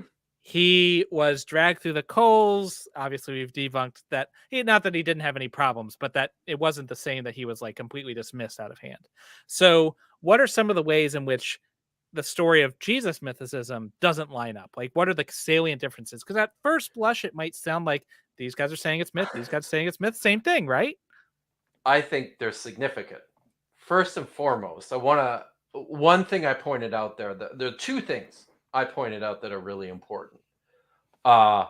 Thompson's book was a book about the relationship between archaeology and text. Mm-hmm. And as a result, he spent tons of time in the material culture, which is something that mythicism can't do because it utterly fails. It doesn't work archaeologically, which is why you never hear any of them talking about it. Okay? First and foremost. I think the other important difference here too is that, and this one is really significant, and it's so on the nose, it blows me away that people don't talk about this. When Thompson is talking about overturning the paradigm, and when Thompson is talking about how skeptical we should be about the historicity of these figures, he's talking about the gap between the texts and the time. How big is that gap? Several thousand years, probably. Like 1,000 years, yeah. It's at Well, least yeah. hundreds, at least hundreds of years, maybe over 1,000 years. What's the gap between the texts and the historical milieu for Jesus? Maybe if you push it really hard, 3 to 5 years. Well, so the actual text, the first writing we get is Paul, right? And that's 50s. Yeah. So like 20 years maybe if you're going Maybe. writing to event, maybe. Maybe that much? Maybe 50. Yeah. Do you see do you see the difference here? Like, yeah. I don't even feel like I have to point out how how much this doesn't add up. Now, the other thing I wanted to make mention is John Van Seters, a tenured scholar at a university who the very next year wrote a book where he basically said the exact same thing as Thompson. So it's been 10 years since the publication, since Richard Carrier published on the historicity of Jesus, I think. Something like that. Is it something like that? So 2016. Did he say, is it 2016? Let's say it's 2016. Yeah. All right. So for this to be equivalent, it would be like say Dale Martin at Yale or Margaret Mitchell at the University of Chicago to have published a book on Jesus mythicism by 2017 or 2018. I think that hasn't happened, and it doesn't look like it's happening anytime soon. No signs of it. And I think something that's a critical difference that I think is one of the most persuasive to me, it's like how this story is not analogous, is that people in the field were talking and discussing this book immediately. Everyone who read it knew how important it was, could understand, and even if they didn't agree with it, were engaging with it in the scholarship. Whereas if you contrast that with Carrier's book, somehow, and I don't know how it is, every single scholar who's ever read it doesn't understand it. It's crazy. Well, that's because they're all tainted by the field. Yeah, that's right. Hopeless Christian pundits or whatever. De Gruyter was falling all over themselves to publish a rejected dissertation. Like these are not the same. Yeah, I think something you wrote in the notes that really drives it home. The problems that Thompson had were institutionally. But his peers, the people in the field, and this is something that occurred in a lot of the stories that Fitzgerald brought up. The actual scholars in the field were very supportive of these people. They sometimes got flack from elsewhere, but the experts were the very ones fighting for them. With Jesus mythicism, there's almost no people, very, very few. You could count them on probably one hand and with fingers left over, of people who are actual bona fide experts who even consider it like plausible to any degree. Yeah. Well, yeah. I think so. One of the things we've highlighted is just how complicated the field is, right? So when mythicists say, make a claim about the fact that biblical study field is tainted with Christian theology or even Jewish theologies, therefore they don't want to go against it. That seems plausible on the front, but when you actually look into it, and even somebody as yourself who's in the field and says how complex it is to even describe what the field is, it's really hard to sort of parse out what exactly is going on. But the mythicists point this up like it's a slam dunk. So look, Thompson had issues. He challenged the field and he got dragged to the mud we've shown that both of those things actually aren't the case. So I don't even know why they would use that as an example.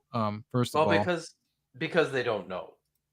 I well, mean, none of them have read the reviews yeah, of Thompson's book, right? None of them have actually gone and looked.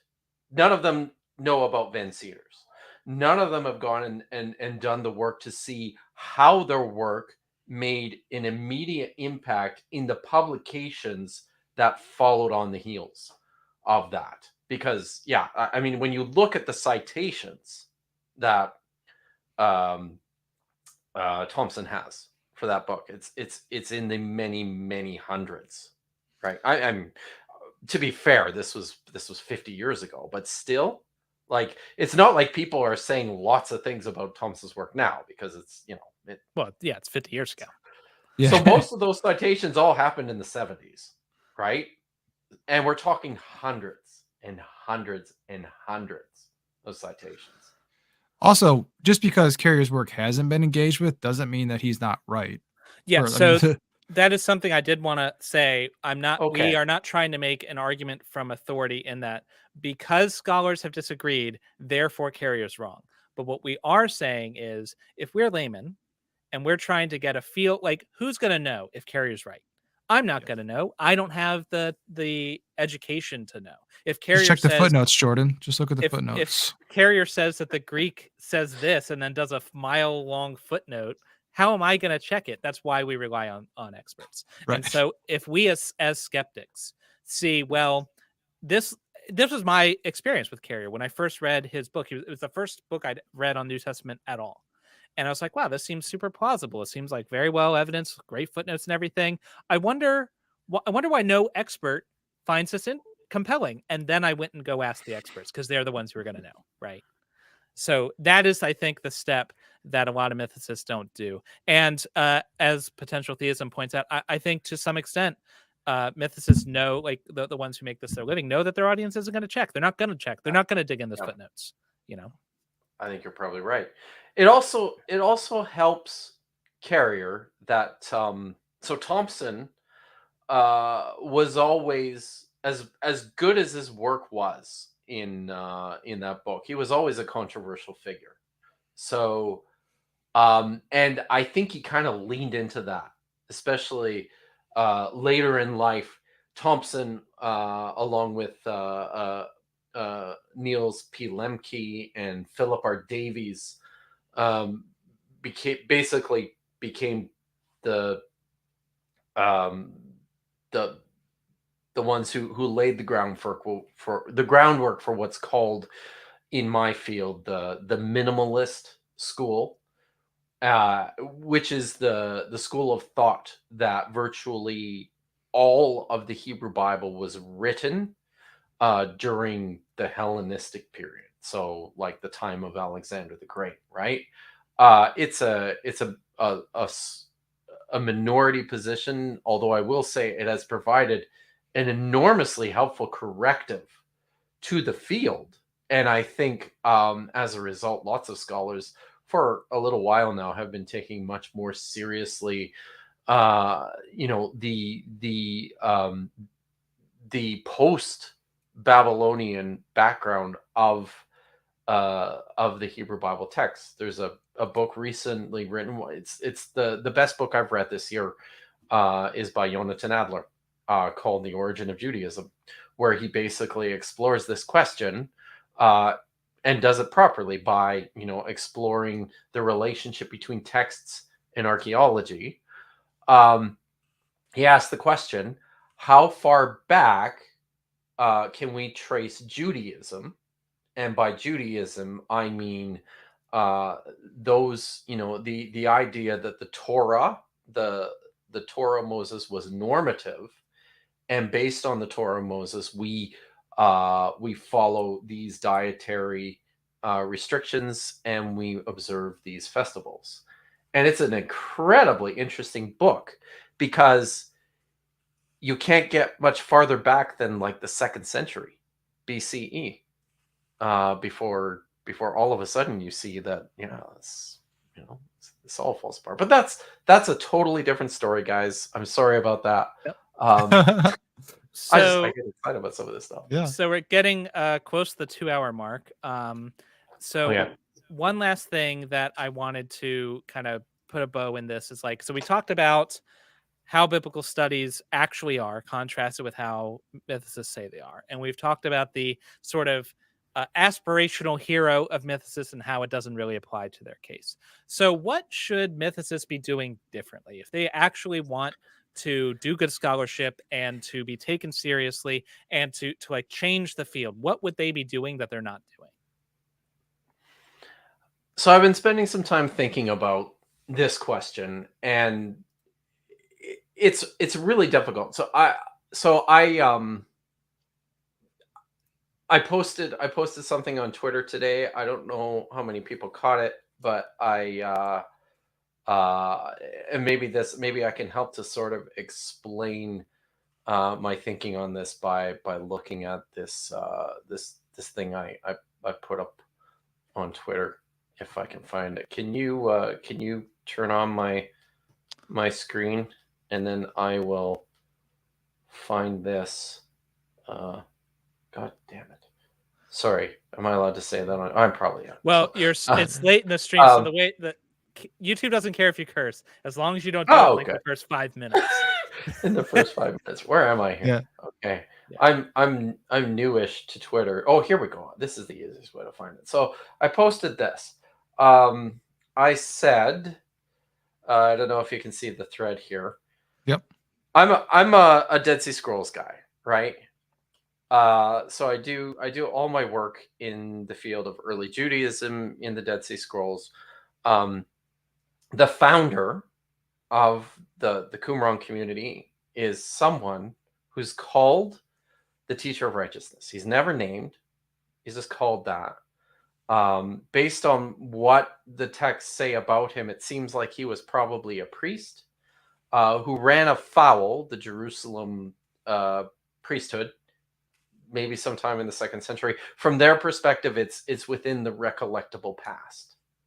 So the teacher of righteousness ran afoul the Jerusalem priesthood and ended up gathering a group of followers, and they went out into the desert and founded this community, and this is where the Dead Sea Scrolls came from. So, but I said this because I was thinking through some of this. I'm working on a script about the Qumran Pesharim for the next installment in my video series, and I had an idea. Maybe I will write a book one day titled "On the Historicity of the Teacher of Righteousness." So I didn't have enough room, so I had to continue. It will be about how there was a Jewish sectarian group who followed this anonymous, unnamed figure from many decades in the past that they call Moreh HaTzedek, or the teacher of righteousness, whom they seem only to know through their reading of scripture, and who was immortalized through his teachings and persecution. So I think one of the problems, and I said that it's a tongue-in-cheek thing. There's probably only a handful of people who would kind of get what I'm pick up what I'm putting down there, because you kind of have to know a little bit about what's going on in the scrolls to understand this. But I think this is illustrative of what I think needs to happen. So the in the first place, I think, and I was in a stream last week on Deep Drinks podcast, and I can't reach that phone that has an alarm that's ringing. I hope you guys can't hear that. Oh, we can definitely hear it. Oh God! Shoot, I can't reach it. Damn. You're good. Maybe it'll stop at some point. Yeah. So I'll just speak up. So Richard Carrier was in the chat on this stream, and I said this to him, and this is what I think. He's not properly equipped to conduct the investigation that he sought to in the first place. I don't think he has a requisite background in early Judaism or in ancient religion. He doesn't read the texts in their original languages. he wasn't trained as a biblical scholar, because this is where you learn how to do these things, as well as history. I think as a history generalist, or even a history of antiquity, is this driving everybody crazy? It is deafening. Oh my God. Okay. Well, no, I just ended. Yeah.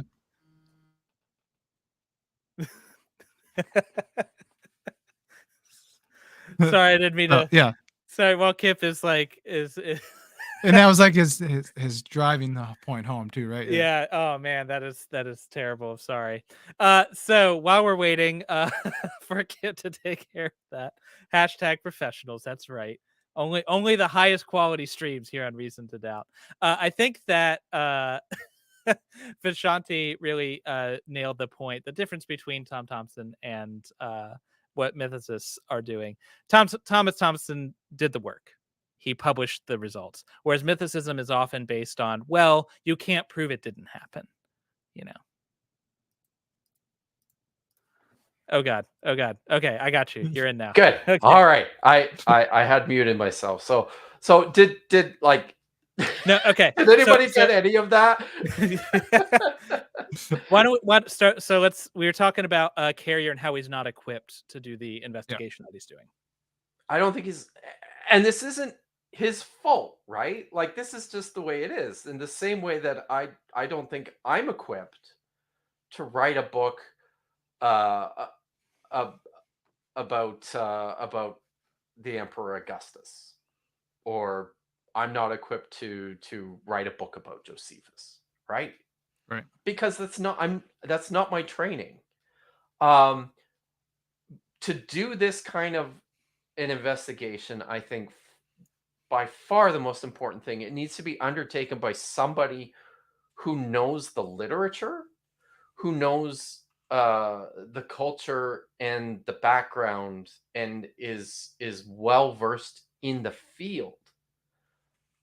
Because I mean, one of the things that I have noticed in my reading of Richard Carrier's work is that he's got a very rudimentary grasp of just the shape of early Judaism, right? And this is required stuff. Like, you need to know what's going on, and that's critical to his argument.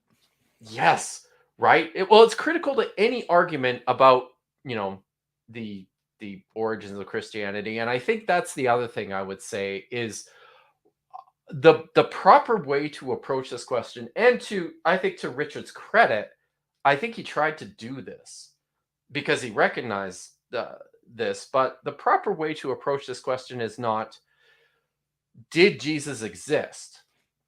The proper way to approach this question is, where did Christianity come from? What are the origins of Christianity? These texts that we have, what's behind them, right?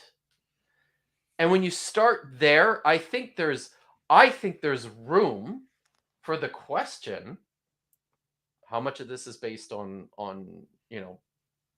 actual events? Who was this person, Jesus, if he existed at all? Does Christianity fit within our understanding of early Judaism?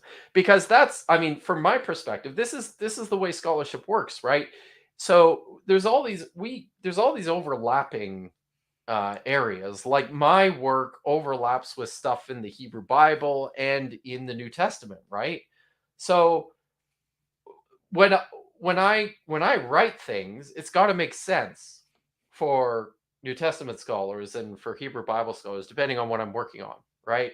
And what makes an excellent scholarly argument and excellent robust scholarship within biblical studies is a work that intersects properly at all the right places. And the reason that from my perspective, the reason that no specialists in early Judaism find Carrier's work useful is because it doesn't say anything meaningful at all or useful at all about early Judaism. It just doesn't. And that makes it unusable. I think that's important to point out. And I think Bart Ehrman says something similar to that, but it could be viewed as gatekeeping, right? Like, oh, you don't have the relevant degree, you don't have the relevant expertise. But that point that you just made is that even that he doesn't have those relevant expertise, the people who do don't take what he said seriously and aren't even taking it and running it with it because they could if they wanted to. So maybe a good way to look at this is Robin Faith Walsh's book. What's it called? She published it just a couple of years ago. See if I can get find the title here. No, it's not there. But she The Origins wrote of Early Christianity. Is that the one? That's the one. Yeah. Yeah. So she wrote a very, very good book that has had an immediate impact on the field. By exploring this question, how much do we take for granted that the Gospels are products of communities as opposed to learned individuals? And then what does that do to our understanding of the shape of early Christianity? So that's the right way to go about doing this, right? She found this interesting question that's based in the text. I think that's really important because this is what we have is the text. And then if you're doing something with regards to history as well, you absolutely have to grapple with the material culture, with the archaeology. That's the other thing. If you're going to write about the historicity of Jesus or the origins of Christianity, you need to also factor into consideration the archaeology. And I mean that's just something that Carrier never does. And I'm not surprised about that either because it's archaeology is not easy stuff to digest, and you really need a lot of experience with reports to understand how to make use of them too, right? So call it gatekeeping or not, like call it whatever you want. This is just how the work is done, right? It requires experts to do the in-depth analysis to make it robust, to make it serious. And I am not the right person to write this book either, because I don't feel like I have enough requisite experience to do that kind of a project. I think that's one of the things that is surprising to me about what Carrier did is just how broad, like what he tried to do is not something that can be done by one man or like one person. Yeah. This requires the input of many relevant experts working together.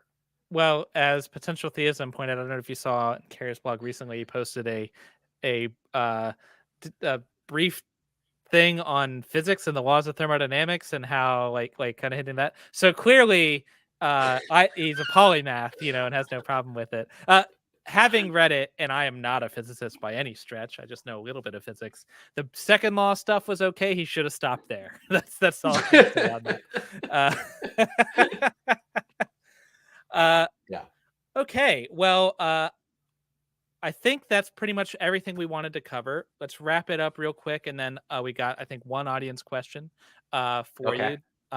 So the claim being made by Mythicists, David Fitzgerald is the one specifically that we were kind of framing this around, but he's not the only one, is that biblical scholarship is thoroughly dominated by Christian thought.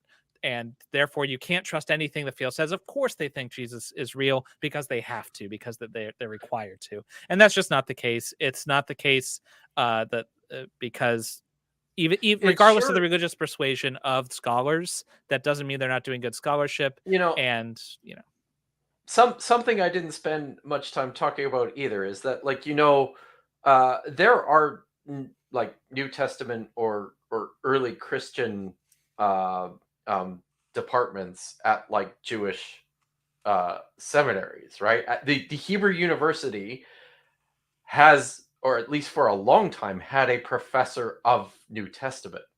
He's a Jewish guy.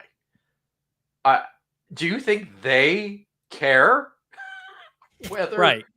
there was an historical Jesus? Like, why aren't they writing This this book? was a point that I brought up to Godless Engineer when I went on his show. And we were talking about Josephus, and I was like, Josephus, like, you've got this picture in your mind of what biblical scholars are like, but okay, let's talk about Josephus scholars. They are not biblical. These are not mostly Christians. They're mostly Jewish, and why would they give a shit whether Jesus exists or not? And yet, in their field, they also, whenever they overlap, come to the exact same conclusions. Isn't that weird? Like, what you would think if it was just the product of How? bias. Yeah, if it was just bias, if it was just this corruption, then you'd expect to see a stark difference, right? But you don't. Yeah. So yes, that exactly right. There was one other thing I didn't get to that I wanted to say in terms. I do feel maybe somewhat qualified to talk about some of these things because I am also a person who has suffered the wrath of challenging institutions. If you don't know, I mentioned it. I was one of the team that cracked open the story of the Dead Sea Scrolls forgeries. The way my involvement in that came by way of my work on the Skøyen collection, which is in Norway, but also because I was doing work for the Museum of the Bible, the notorious Museum of the Bible in Washington, D.C.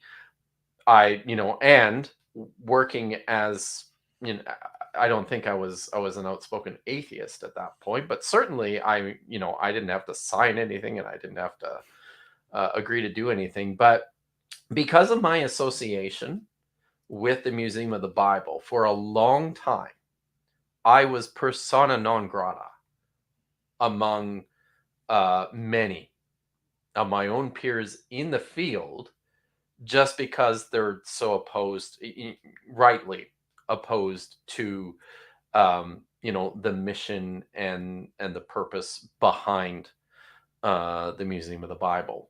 So I was super stupid. I kind of shot myself in the foot, where on the one hand, I I ran afoul the uh,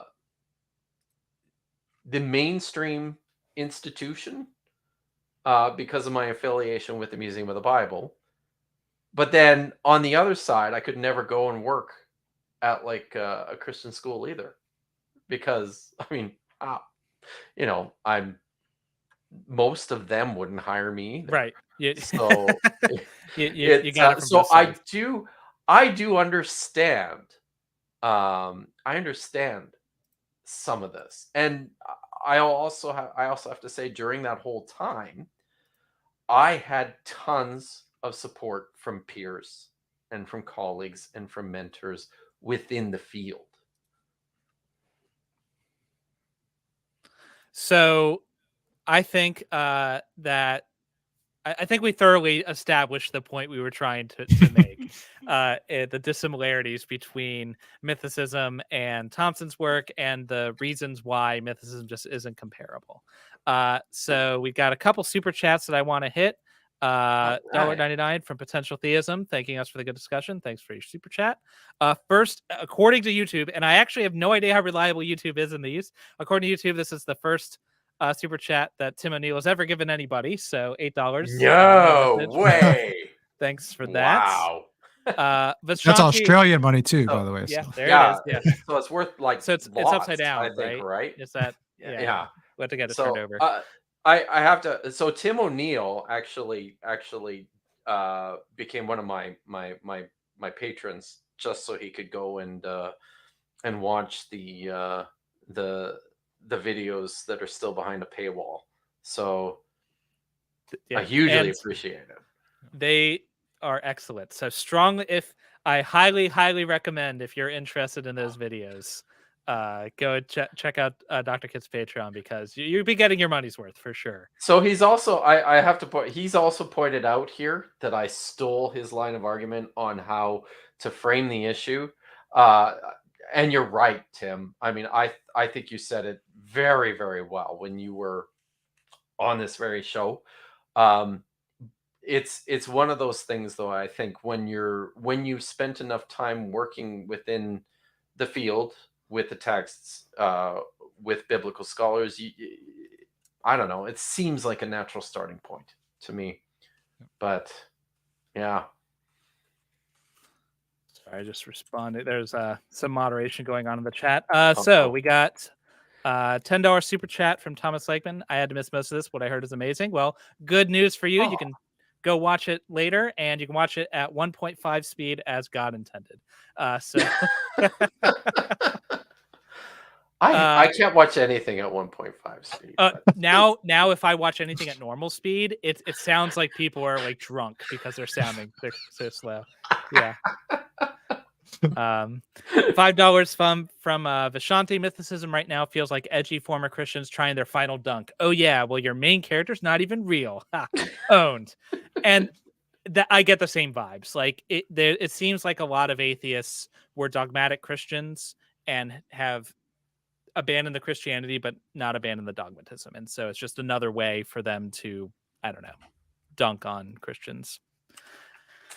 Okay, one more coming in here at the end from David of Oakland. Very interesting show. Thanks, Dr. Kipp. And we concur with that. One question that came early on in the chat, but might be interesting, from Timothy Bagley. He was wondering, since you had some history in Norway, if you would describe the Norwegian School of Theology's view on American biblical scholarship.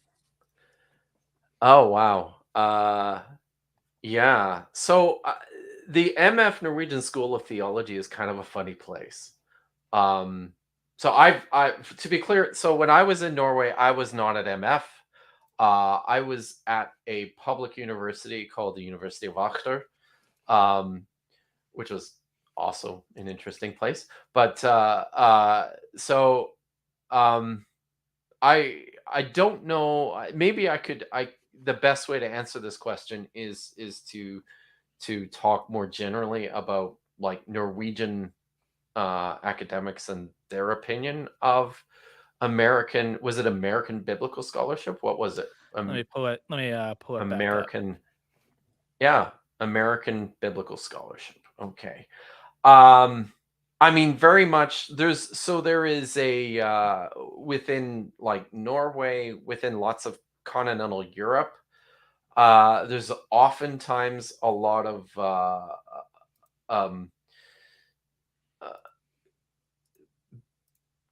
what's the word I'm looking for? Confusion with regards to the sorts of controversies that end up becoming features within American biblical scholarship, like something, the thing that happened with Lycona.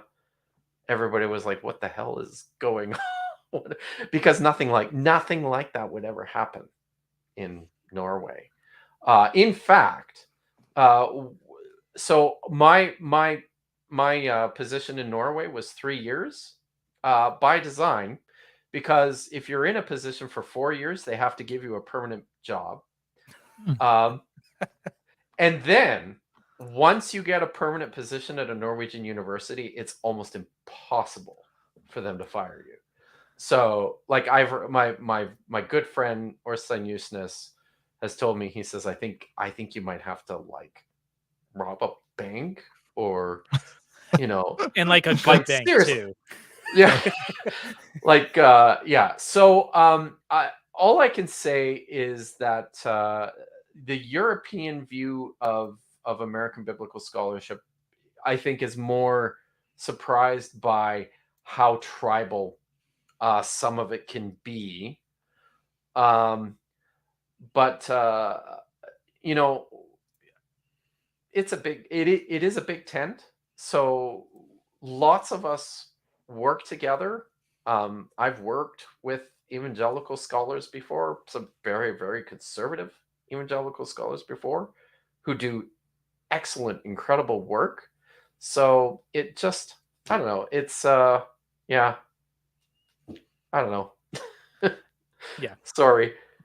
It's just not that deep. I think this question might be for you, and I think this will be the last one. I want to be respectful of your time. So Blake asks if you have any thoughts on the Herculaneum papyri. I have never heard of Oh this. I wow. don't know if you've heard of it. And he wants to know if you think it might have any information on the historical Jesus. So I don't think there's I mean that would be amazing. I don't think there's anything that I don't think we'll ever find anything that has historical information about Jesus that I would count as really useful historical information, just by virtue of the fact that you're not going to get any kind of documentation out of Galilee, Right. Mhm. first century Galilee, and you're certainly not going to get any Aramaic documentation. If you get some Greek stuff, it would be surprising. It's not the right kind of thing. But so what this person is getting at, and I don't know a lot about these particular documents, but I do know about carbonized documents. There was a scroll that was discovered decades ago in like a Ganitza, which is a place where Jews will retire their sacred texts because you can't destroy them, so you have to kind of ceremonially bury them.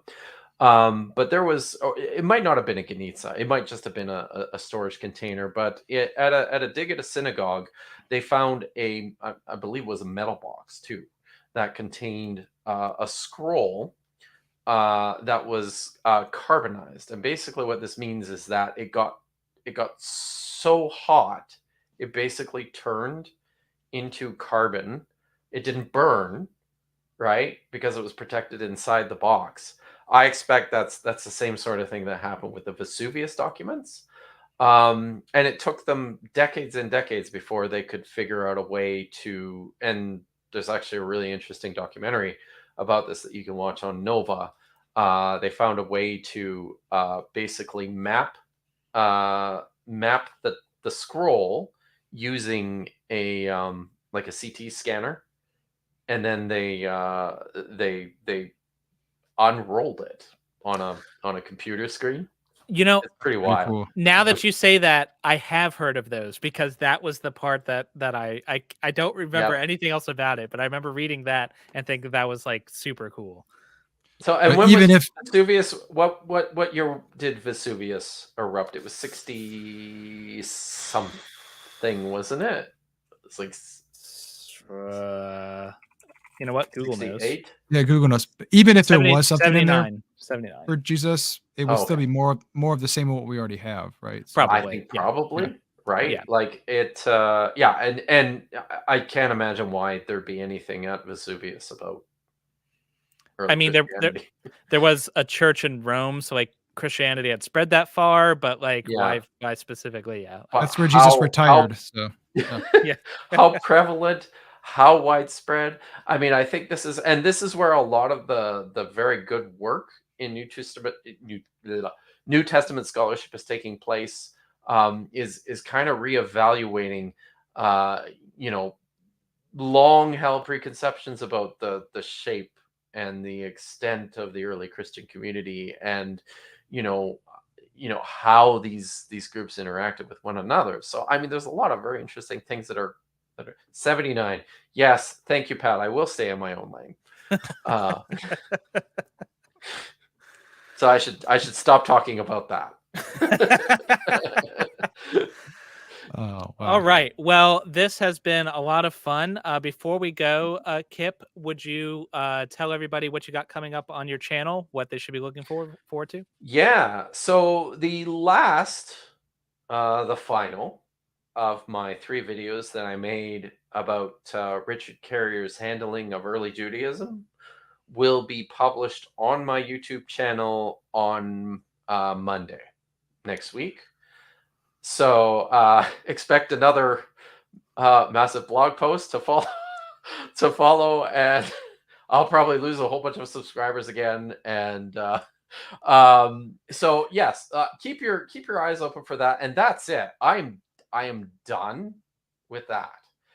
I just finished today. I just finished the script for the next installment of in my ongoing long form series on the Dead Sea Scrolls, which is called Dead Sea Scrolls Unapologetically. There's 3 videos so far. This will be video number 4, and it's all about prophecy and the so-called Pesherim at Qumran. I think it's pretty good, but I just finished the script for that, so it'll probably take me. It'll probably be up on my Patreon, I hope, by the end of August or the beginning of September, and then yeah, it'll be published a few weeks after that. So. Well, Dr. Kipp was kind enough to give Jared and I a preview of the Carrier videos, and that third one is spicy. Like that one. It's legit. So if you haven't subscribed already, you don't want to miss this one. Definitely be there for when it drops on Monday. Thanks again, Dr. Kipp. Really appreciate you coming. We have a bit of a tradition here, as you know. Oh, if you make it all the way to the end, you get a bias or a fallacy or whatever we're going to do today. So today's bias of the day is pareidolia. And this is the human tendency to see patterns where perhaps there aren't any, because we are pattern-seeking animals. And so if you... Charles Augustus Briggs in a cloud. Yeah, exactly. Or perhaps Charles Augustus Briggs in toast, or Charles Augustus Briggs somewhere else. I don't know. I'm looking for him everywhere, by the way. Right, so. Yeah. And so, yeah, humans are great at detecting agency and patterns where there aren't any, but this extends beyond just the visual. You can see studies where people they give them random data and they're like, find the pattern, and the brain can find a pattern. It'll find one, even if there is none there. And so, as with most biases, it's just something you have to keep in mind, that just because you see a pattern, remember, if there's a random distribution, there's going to be clusters, and a truly random distribution, there's going to be clusters of data. That's how randomness works, right? So just because you see a pattern, just because you see some association, don't rush. Don't assume that it's actually there. Take some time, do some math, or just get an analyst to do it. So anyway, that's our show. Thanks again for making it all the way to the end. Do subscribe to Dr. Kipp. And if you don't mind subscribing to us, give us a like. Let us know what you thought. Till next time, remember, you've always got reason to doubt. Peace out.